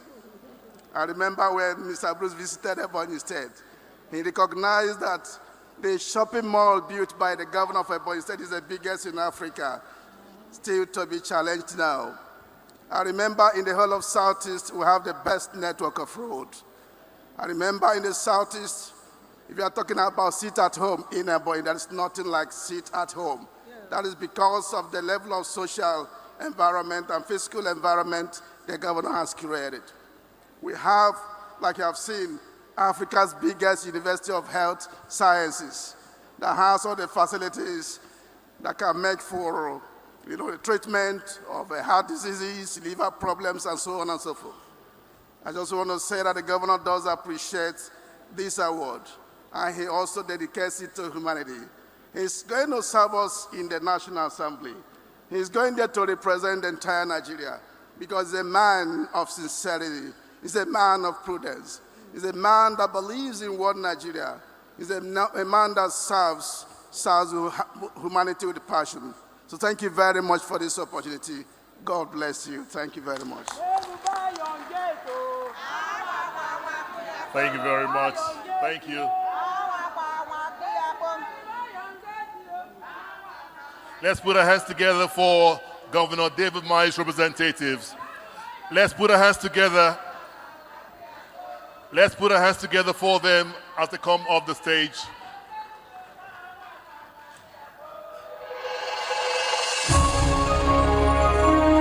Well represented.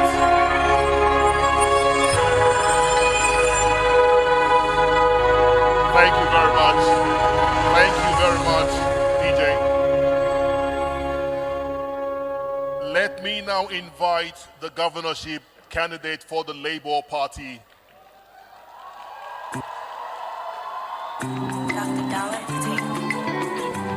I haven't mentioned his name yet. Make welcome Gbadebo Road Survivor for his 5 minutes. Let's put our hands together. Let's keep the clap. I go to shit at the food, the sweet gone. Let's continue. Let's continue clapping. I go White House, the fish macaroni. Tell me, oh, this guy Gbadebo Road Survivor, architect, Gbadebo Road Survivor of the Labour Party.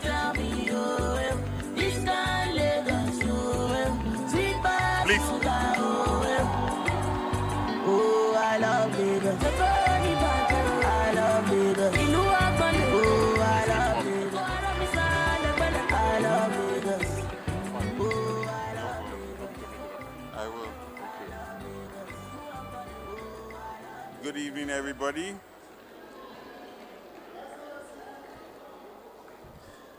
Allow me to stand on existing protocols. First, I want to thank Senator Ben Bruce for creating a platform such as this that celebrates good governance and gives people the ability to celebrate and set new standards for governance. By God's grace, the next time I'm here, I'll be receiving the award for Best Governor in Nigeria. I'm told that I have 5 minutes to talk about my vision for Lagos. That is quite difficult, but I will make sure I try and do this in the shortest possible time. There was a Lagos of my forefathers, a Lagos where they opened the tap and they drank portable water. They went to St. Greg's and public schools and everybody got a good education. The Lagos of my forefathers, they could go to the public hospital and get treated and get quality health care.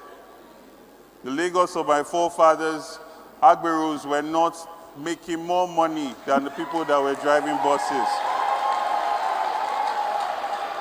The Lagos of my forefathers, far back as 1966, was ranked as one of the best cities in the world.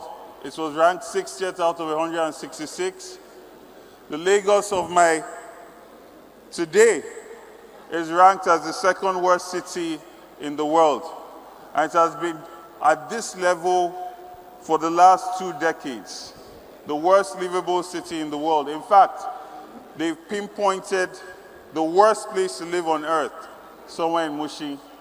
Now, a lot of people think that they don't see these things, or, like Fela said many years ago, my people are suffering and smiling. We have gotten so used to mediocrity. But I try to remind everybody that Lagos is called the center of excellence, not adjacent to excellence, not beside excellence, the very center of excellence. And it was not by chance that this happened.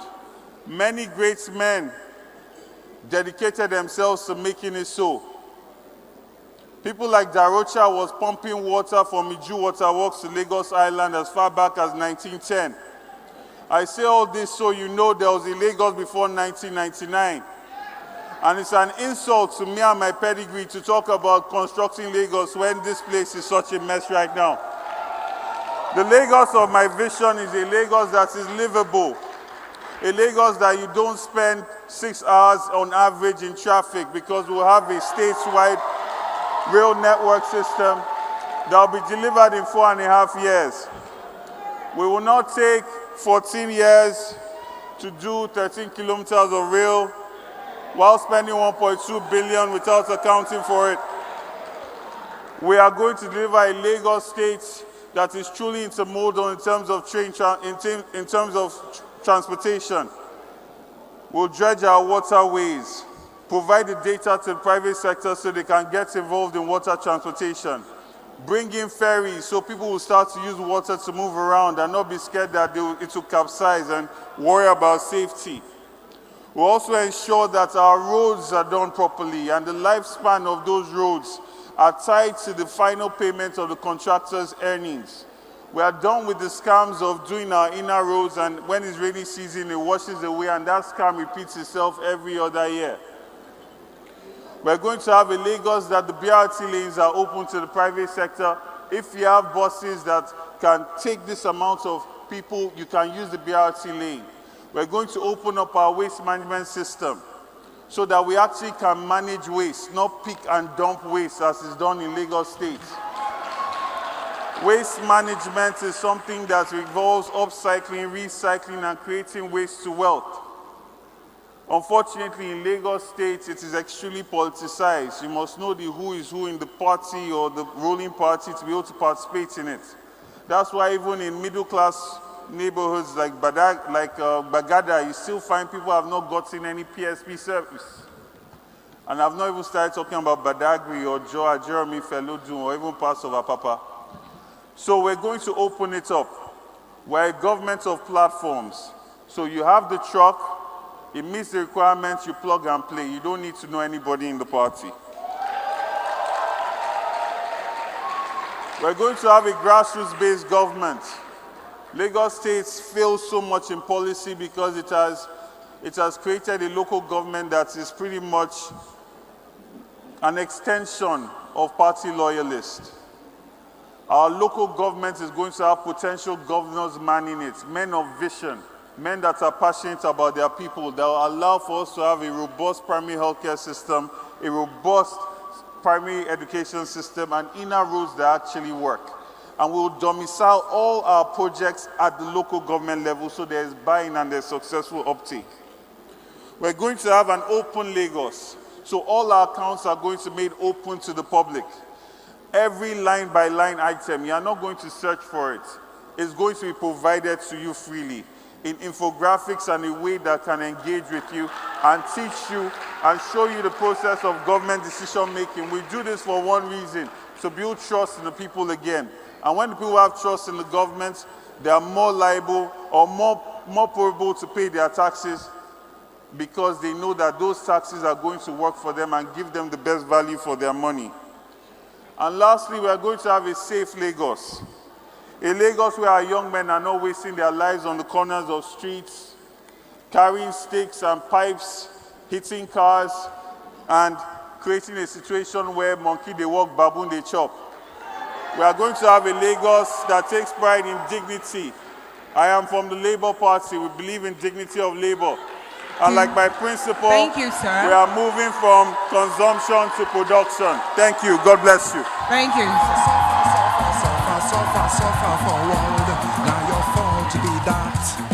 Thank you so very much. Thank you. Thank you, Badibo Road Survivor, candidate for the Labour Party. Yes, it's been a long day. Fantastic. It's been a very long day, Yeah. and so nice to have Lagosians listening to what the governorship candidates would want to do if voted into power. There will be an interlude for about 2 minutes, and it's still Silverbird Man of the Year Award, another special Silverbird Awards. Please put your hands together for yourselves. Yes, so we need to also let you know that when we come back, it will be the final chance to win ₦1 million. 4 people will go home with ₦4 million when we come back. Just in case you can't find your tickets, begin to search for your tickets right about now, because when we come back, it will be time for ₦4 million for 4 people in this hall. Thank you.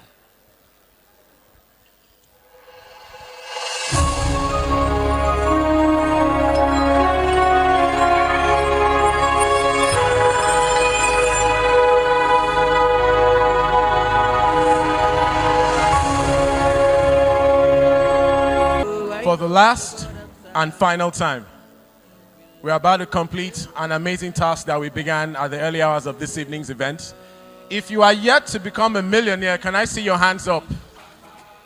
If you are yet to be mentioned a millionaire tonight, let me see your hand. Beautiful. We've got 4 more spots this evening for 4 lucky individuals. As you can see, our fishbowl is good to go. Debbie Waters, do us the honor of picking out the 4 tickets that will represent 4 millionaires tonight. Big thank you once again to Premier Lotto for making this evening happen. One moment this evening and everything could change in an instant. Ticket number 1.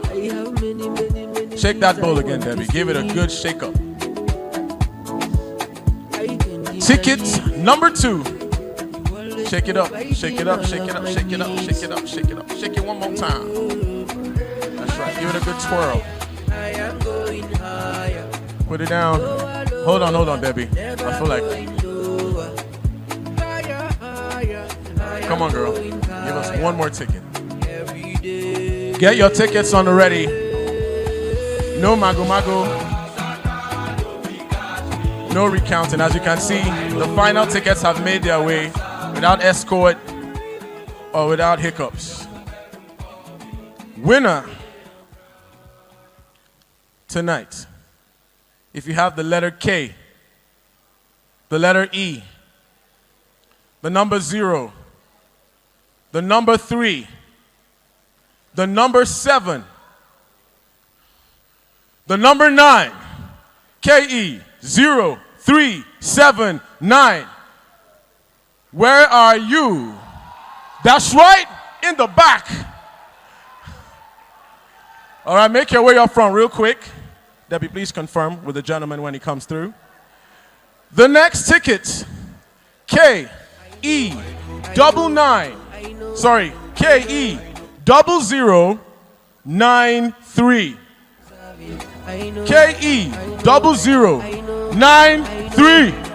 Over there, you're a winner. Make your way around. There you go.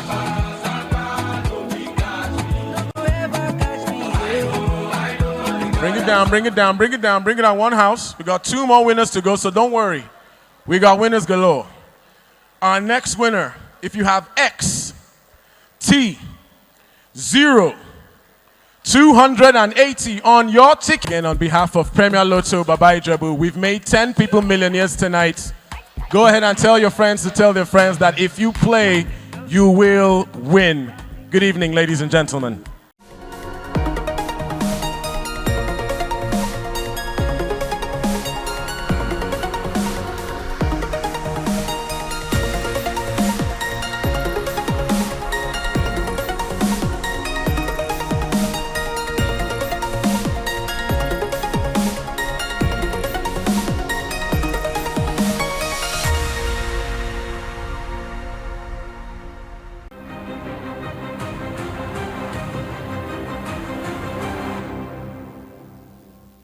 We must not try to hurt each other's chances.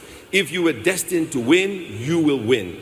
If you try to rig it, you will lose. Nothing is impossible. It's just your drive and your desire to be successful. Whatever power and position you have is transient. It'll never last forever. We produce the best athletes in the world, we produce the great entertainers in the world, and we produce the great politicians in the world. When somebody gives you something for free, it has no value. You must be willing to sacrifice something for Nigeria to improve, for Nigeria to change, for us to have a great nation. When you seek public office, you go out there to take care of the least of us. You have to worry about the least of us, because if you don't, the people you left behind will kill you. They have a gun, they have a machete. They don't care because you didn't take care of them. They will take you out.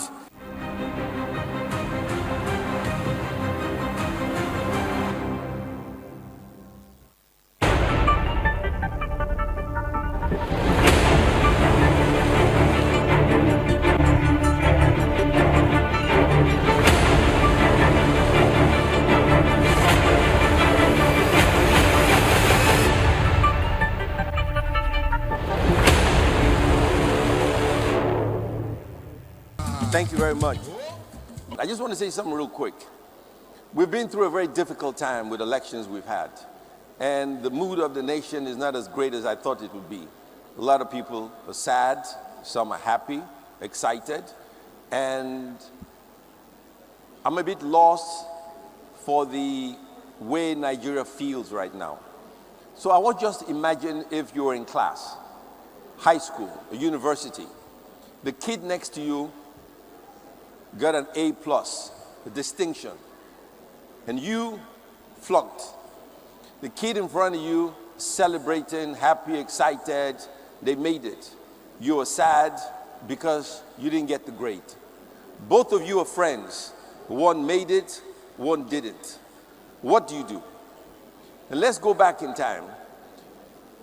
In the civilian era, before the military era, politicians who lost elections would ask for the military to overthrow the government.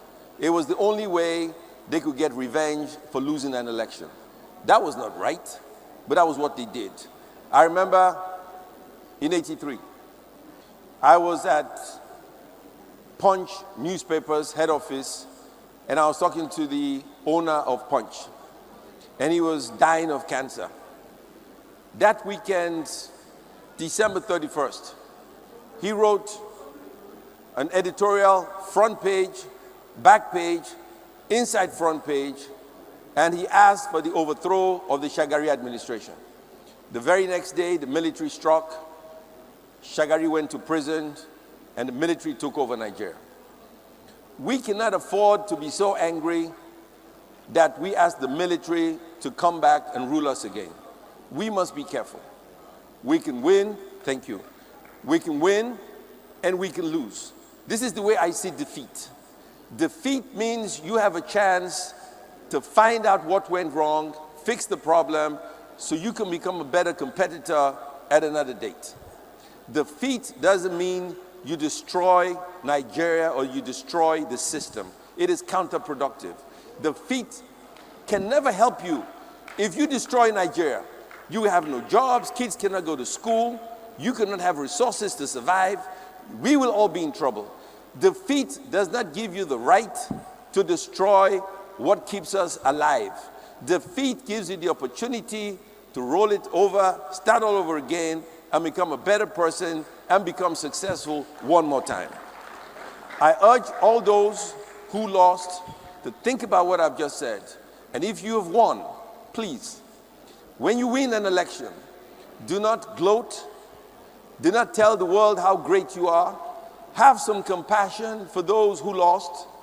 After all, when you win, you will lead those who lost, and you will have to accommodate them in your government if you want, or deal with them as your subjects. If you run a truck over them and you make them feel they're nothing, then they will revolt and they will rebel. If they revolt and rebel, you cannot lead, you cannot rule, you will get yourself in trouble. We are at a crossroads of life.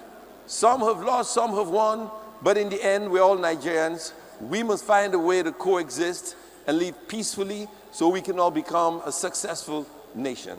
On that note, ladies and gentlemen, thank you all very much to be here. The Man of the Year is an award chosen by the people of Nigeria, not Ben Bruce, not the editorial board. The governor of Oyo State, this charming guy who does a commercial. I can't remember his song he sang or voiceover with him sleeping on Deputy Governor. What did he do? Maybe when you come, you'll sing that song. It's a beautiful song, but he won an election. I am so happy to be here. I'm so happy to be part of you. We have one more award to go, and then the great one, the Man of the Year, will be awarded. Thank you all very much for coming. I'm very, very honored to have you here. Thank you, and God bless you all.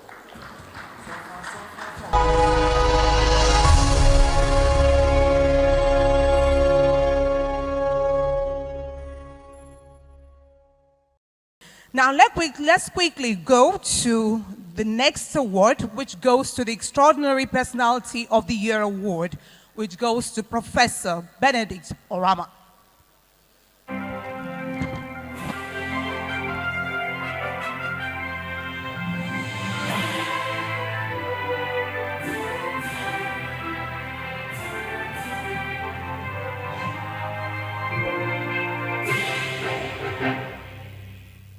Dr. Benedict Okechukwu Orama is the celebrated president and chairman of the board of directors of the African Export-Import Bank, Afrexim Bank. He was born on July 1961 into the family of Chief Lazarus Orama from Unnoka in Anambra State, southeastern Nigeria. His father, Chief Lazarus Orama, was a member of the local traditional chieftaincy. In the early 80s, after a successful completion of his early years of education, Dr. Benedict Orama continued his studies in southwestern Nigeria, first at the University of Ibadan, where he obtained a bachelor's degree in agricultural economics, before moving on to Obafemi Awolowo University, Ile-Ife. There, he obtained a master's degree, followed by a doctorate in the same field. He also holds an advanced management certificate from Columbia University. On 22nd July 2018, he was decorated Professor of International Trade and Finance by Adeleke University, Nigeria. In 1992, the young PhD holder was recruited a year after his thesis by the Nigerian Export-Import Bank, NEXIM, as an assistant research manager. Dr. Orama joined Afrexim Bank as chief analyst in 1994 and was promoted to the position of Senior Director, Planning and Business Development in 2007. Dr. Benedict Oke Orama assumed the position of President and Chairman of the Board of Directors of the African Export-Import Bank, Afrexim Bank, on September 21, 2015. He was previously the Executive Vice President in charge of Business Development and Corporate Banking from October 2008. In that position, he supervised the business development departments and units of the bank, namely trade finance and branches, project and export development, finance syndications and specialized finance, and corporate finance and advisory services.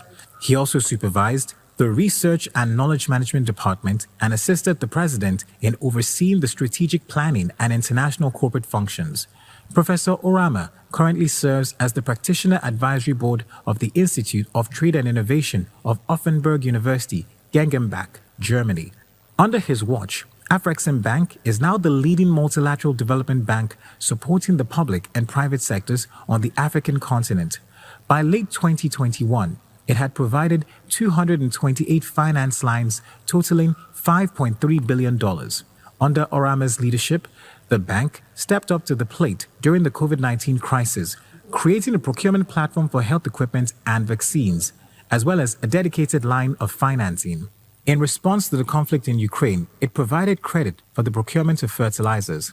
Its biennial intra-African trade fair has seen $36 billion worth of trade transactions signed in 2021. Afrexim Bank also launched the Pan-African Payments and Settlement System in January 2022, enabling instant cross-border payments in local currencies, which is expected to reduce the cost of transactions on the continent by $5 billion a year. Professor Orama has written over 30 articles on a range of African economic trade-related matters, many of which have been published in leading international journals.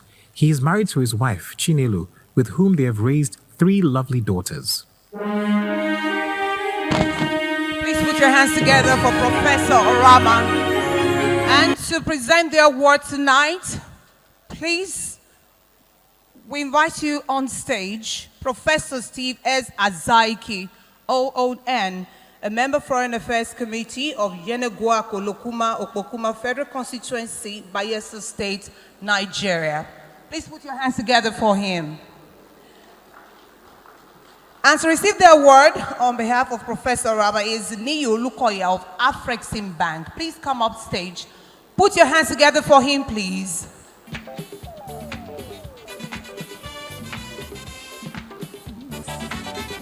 Like it.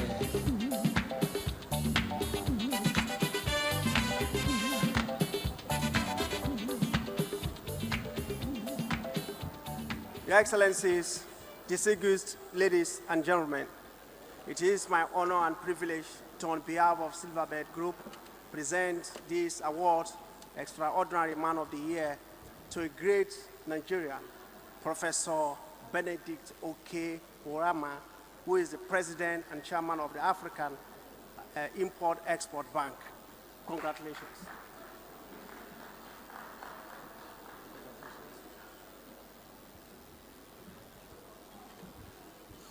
His Excellency, the Deputy Governor of Oyo State, all Excellencies present, I stand on existing protocols.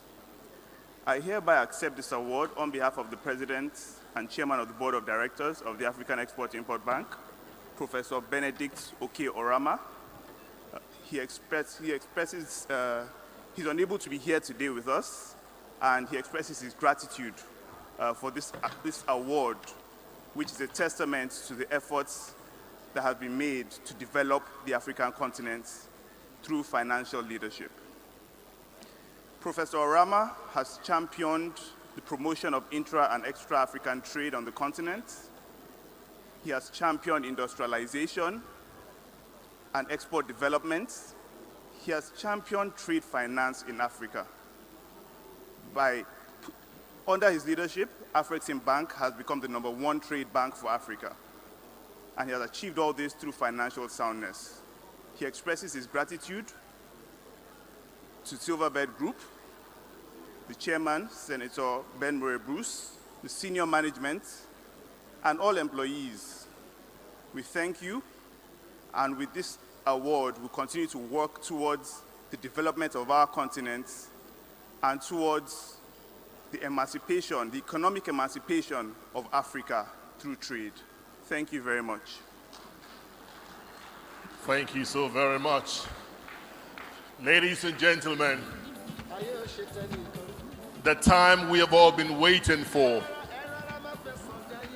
It is the time to present to you the man of the moment. We call him the Maverick, the governor for your state, for the Silverbird Man of the Year Awards 2022.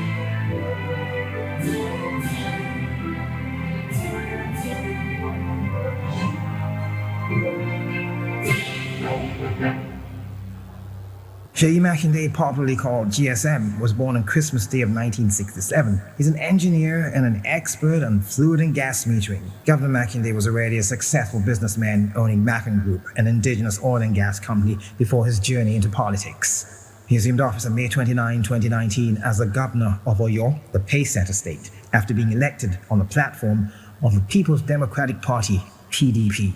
His administration rests on 4 pillars: security, infrastructure, education, and economic expansion through agriculture. In the area of security, the governor has procured hundreds of patrol vehicles and bulletproof jackets for security agencies in the state, in addition to digitalizing the communication system of the State Police Command. His quest to further improve security in the state made him key into the Southwest Security Network, known as Amotekun. He has notably equipped them with patrol vehicles, motorcycles, and modern communication equipment.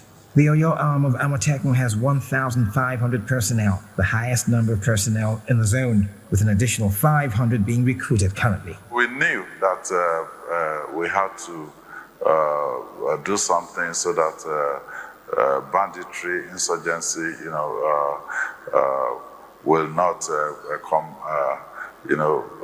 immediately upon us. In line with his campaign promises, Governor Makinde has rehabilitated and equipped 299 health centers across the state. His plan is to have at least 1 health center in each ward.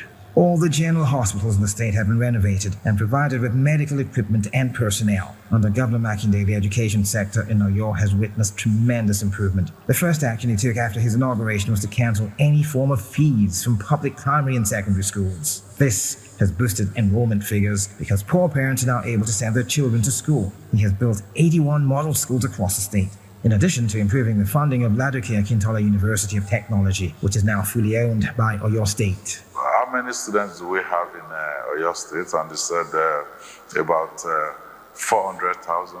I said, okay, if they are paying this 3,000 naira, per session, education levy, how much is that? So we came to right around 1.2 billion naira. So, well, please find me that 1.2 billion naira, and then we will scrap this levy. And we did that as soon as we were voted in. I did that from day one, after I was sworn in. And between then and now, we have been able to bring back into the classroom at least about 60,000 of those out-of-school children. Oyo State has witnessed remarkable infrastructure development and renewal under the administration of Governor Seyi Makinde. The Ibadan-Iseyin Road has also been completed and has opened up that access. The Oyo-Iseyin Road is nearing completion, while the Ogbomosho, Iseyin, and Shaki-Ogbomosho roads are ongoing. All these are in addition to township roads in the capital, Ibadan, and other zones. The administration of Governor Makinde is working towards making Oyo State the food basket of the nation by providing a conducive environment for agriculture business. To this end, an agriculture business hub has been established in the Fashola area of Oyo town. Governor Seyi Makinde is married to his heartthrob, Tamino Menini, and they are blessed with 3 children, Feyi, Tayo, and Toby. We present to you the 2022 Silverbird Man of the Year, the Maverick, Governor Seyi Makinde of Oyo State. Put your hands together for the Maverick, the governor for your state, Engineer Seyi Makinde. At this point in time, let's invite Chief Ebitimi Banigo to do the presentation as we invite the representative of the governor, Deputy Governor of Oyo State, to the podium.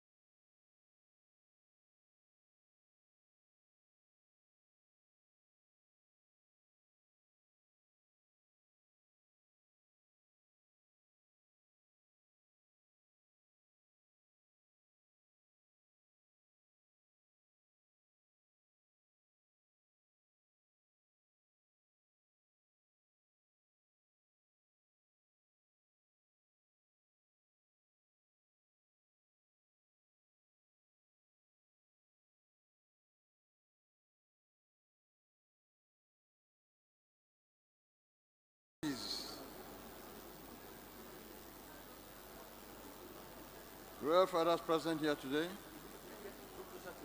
Okay. Your Excellencies, Royal fathers present here, ladies and gentlemen, firstly, I'd like to follow protocol and thank Senator Ben Bruce and the Silverbird Group for this great occasion and the previous awards that we've had from them. We all know that this has become an annual tradition of recognizing the best amongst us to serve as a beacon to all of us serving the public in one capacity or the other. And you know, these are cut across all aspects of life, not just in governance, but in sports, music, entertainment, and the arts. So it is a great privilege on my part to be part of this ceremony. I have been a beneficiary of these awards, and I know the difference it makes to one to be so recognized. So I thank the Silverbird Group for continuing this tradition. Yes, it will not bring the billions that media houses and others expect, but it is important that we recognize that this is a give back by the group to further the progress of our dear country. I cannot help but be moved by the speech that has been made, because most of us have sacrificed our lives and our careers for this country, having made the decision to come back home. So, despite the pains and great joys of the past week, we must all know that we are on a march to develop Nigeria. And this occasion is one that serves that purpose of bringing us together to celebrate the best amongst us from different walks of life, from different persuasions. So today, I'm privileged that we are recognizing the Man of the Year, Seyi Makinde, the Maverick Governor. I feel envious because I remember way back in my banking days, when at 34, I became managing director of a bank. Now, the youths are doing greater things, and I'm seeing the great strides that are being made by the youths, and I pray that they continue with that courage, because that is what's going to change Nigeria. So once again, I congratulate Seyi Makinde, and I congratulate the youths and one standing behind me, that God will, through his example, inspire the younger generation to make the difference in life. You must be prepared to walk a different walk for us to achieve what we've all been praying for our dear country. So this award is very, very peculiar and a challenge to the youths coming behind. May you continue to shine and move our country forward. Never be afraid. No matter how bad it may look, you can conquer. So once again, it's my distinguished pleasure to present this award to your governor. I know you are the deputy governor, so there's no way he can succeed without you. So once again, thank you too in your capacity, but most importantly to His Excellency Governor Seyi Makinde, the Maverick Governor. Thank you.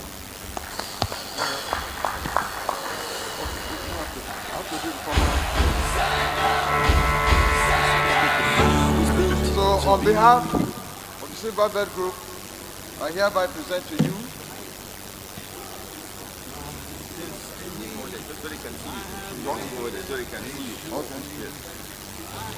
on behalf of the Silverbird Group, I present to you this Man of the Year Award. Congratulations. For the champions, stand up.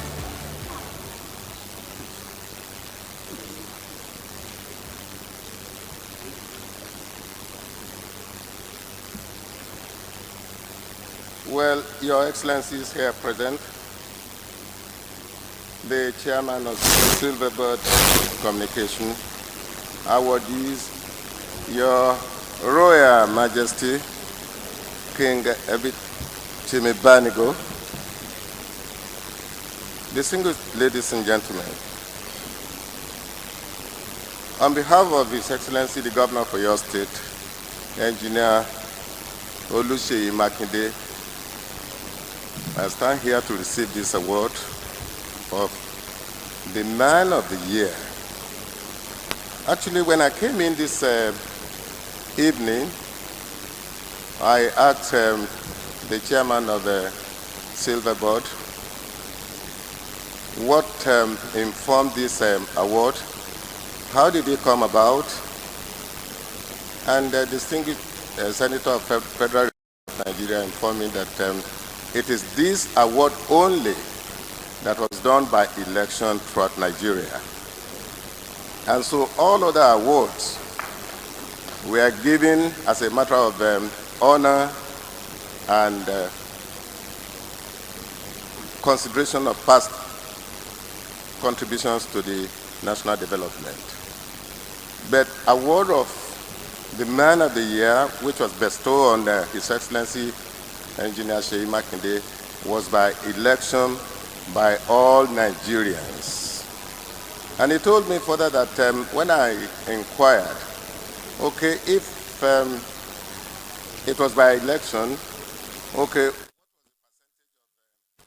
success, and he said 75% of all voters.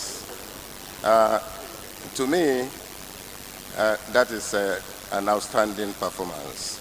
And I thank you so much for this award on behalf of His Excellency the Governor for your state. I am not here to campaign because I have no reason to campaign here. I have reason to campaign in your state, so I will not join other colleagues candidates of political parties who came in here, Labour Party, Accord, ADC, etc., etc. I will not join them in that route. Rather, I would like to emphasize the reason why this award was given. Engineer Seyi Makinde became governor of your state on May 29, 2019, that's about four years down the line. And he came in on a mantra of 4 cardinal points of expansion of the economy of your state, welfare of workers, expansion of agribusiness, and healthcare delivery. Now, I believe those who elected Engineer Seyi Makinde consider these parameters, and he was judged against these points. And I thank those individuals who elected him to be the Man of the Year 2022. When I came in here, people have water, by lagoon, by Atlantic Ocean, indeed by rivers. But Oyo State is on land, and it's cheaper to do business on land than on water. You want to build a house, it's cheaper to build a house on land than building a house on river. You are doing Eco-Atlantic. You spend just a quarter of that amount that you are spending on Eco-Atlantic on land, and Oyo State has plenty of land. Indeed, Oyo State has 28,000 square kilometers of land, meaning that there's no amount of business you want to do on land that land will not be given to you in Oyo State. So we are trying to expand the economy, and the Oyo State government, under Governor Seyi Makinde, has taken this as a serious challenge, that the economy must be expanded, must be open to investment, must be open to businesses, commercial, and enterprises. In this regard, we have encouraged entrepreneurs. Particularly, there's one that is cited at Okiogun now, which is first of its kind in Africa, Sobitor Company. Now, the other area that has attracted this kind of award is in the area of healthcare delivery. We have 351 electoral wards in Oyo State, and as I speak to you on behalf of His Excellency, the Governor of Oyo State, we have done health care delivery in 250 of the 351 electoral wards in Oyo State. The clip that you have just watched showed the example of the health care delivery that we are doing in Oyo State, and we are still counting. In the next 1-2 months, we will complete the 351 health care delivery in all the wards of electoral wards in Oyo State. Now, you saw the Amotekun clip a while ago. That's a Western Nigerian security network. Well, it's meant to address the challenges of insecurity in Western Nigeria. And I tell you that most of our governors in the Western state, Oyo State, Lagos State, Ogun State, Osun State, Ondo State, Ekiti State, have come together to really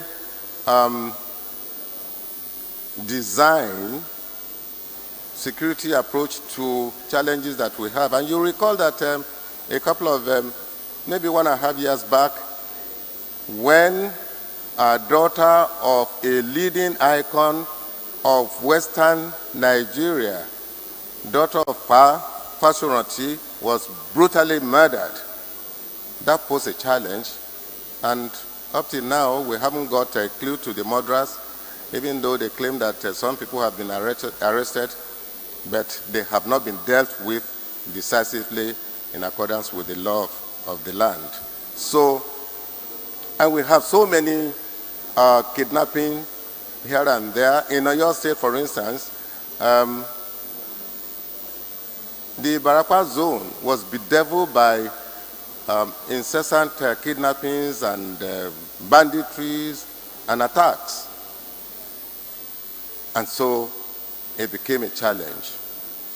And as a result of this one, the Amotekun outfit was vigorously embraced, kitted, and encouraged. And as I speak with you this evening, we have nothing less than 3,000 membership of Amotekun. And as a result of that, the Oyo State is relatively secured compared to other states of Nigeria. Now, you know that ours is by election. And I have told you, Ben Bruce told me 75% of the electors voted for Governor Seyi Makinde, meaning that going into election in Oyo State, which is barely a week away from now, we can expect that Governor Seyi Makinde will be elected back into government as governor of Oyo State with nothing less than 75% of our people, our good people of Oyo State. I need to mention very quickly that in tandem with what King Ebitimi Banigo said, the zeal, the energy, the enthusiasm, the courage, the determination with which Engineer Seyi Makinde is tackling the art of governance is unequal and unparalleled in Nigeria. I tell you, he hardly sleeps 4 hours in a day. And I do not know how he manages his time. He's a multi-talented individual, and that's why the result is showing. That's why Nigerians, even those who do not know him, have decided to elect him as the man of the year in Nigeria. Now, what is that telling us? It's telling us that youths who have the energy, the intellect, must also back it up with courage and determination to succeed in life.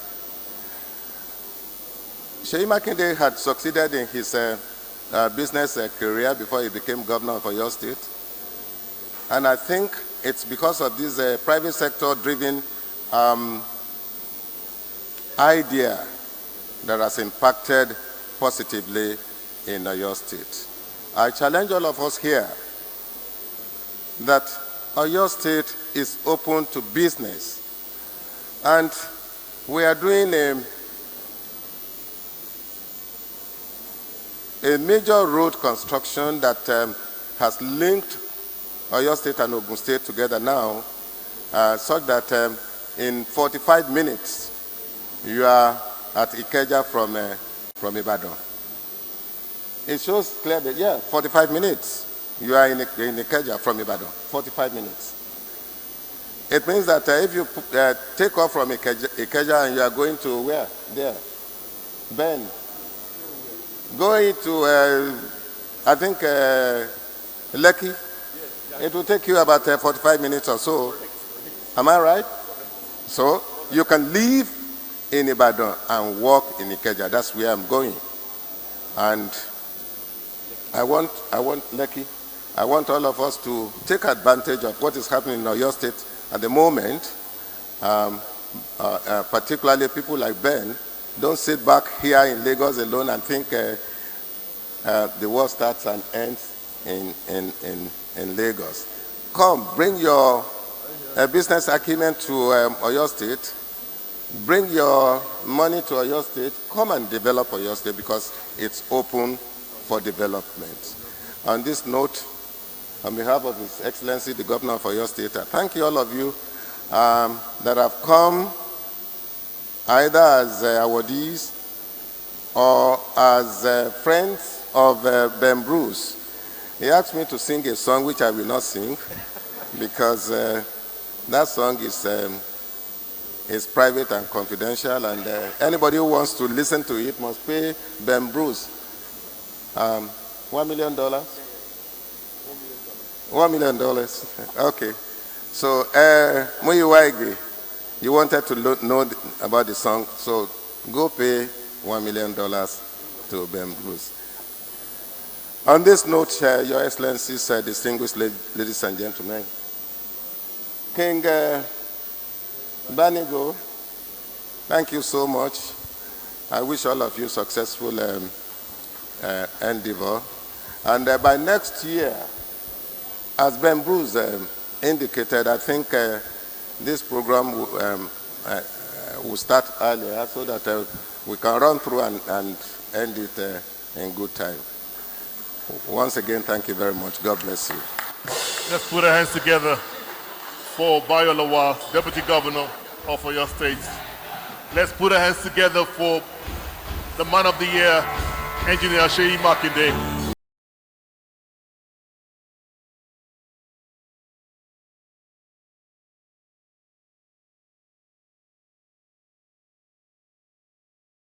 Patiently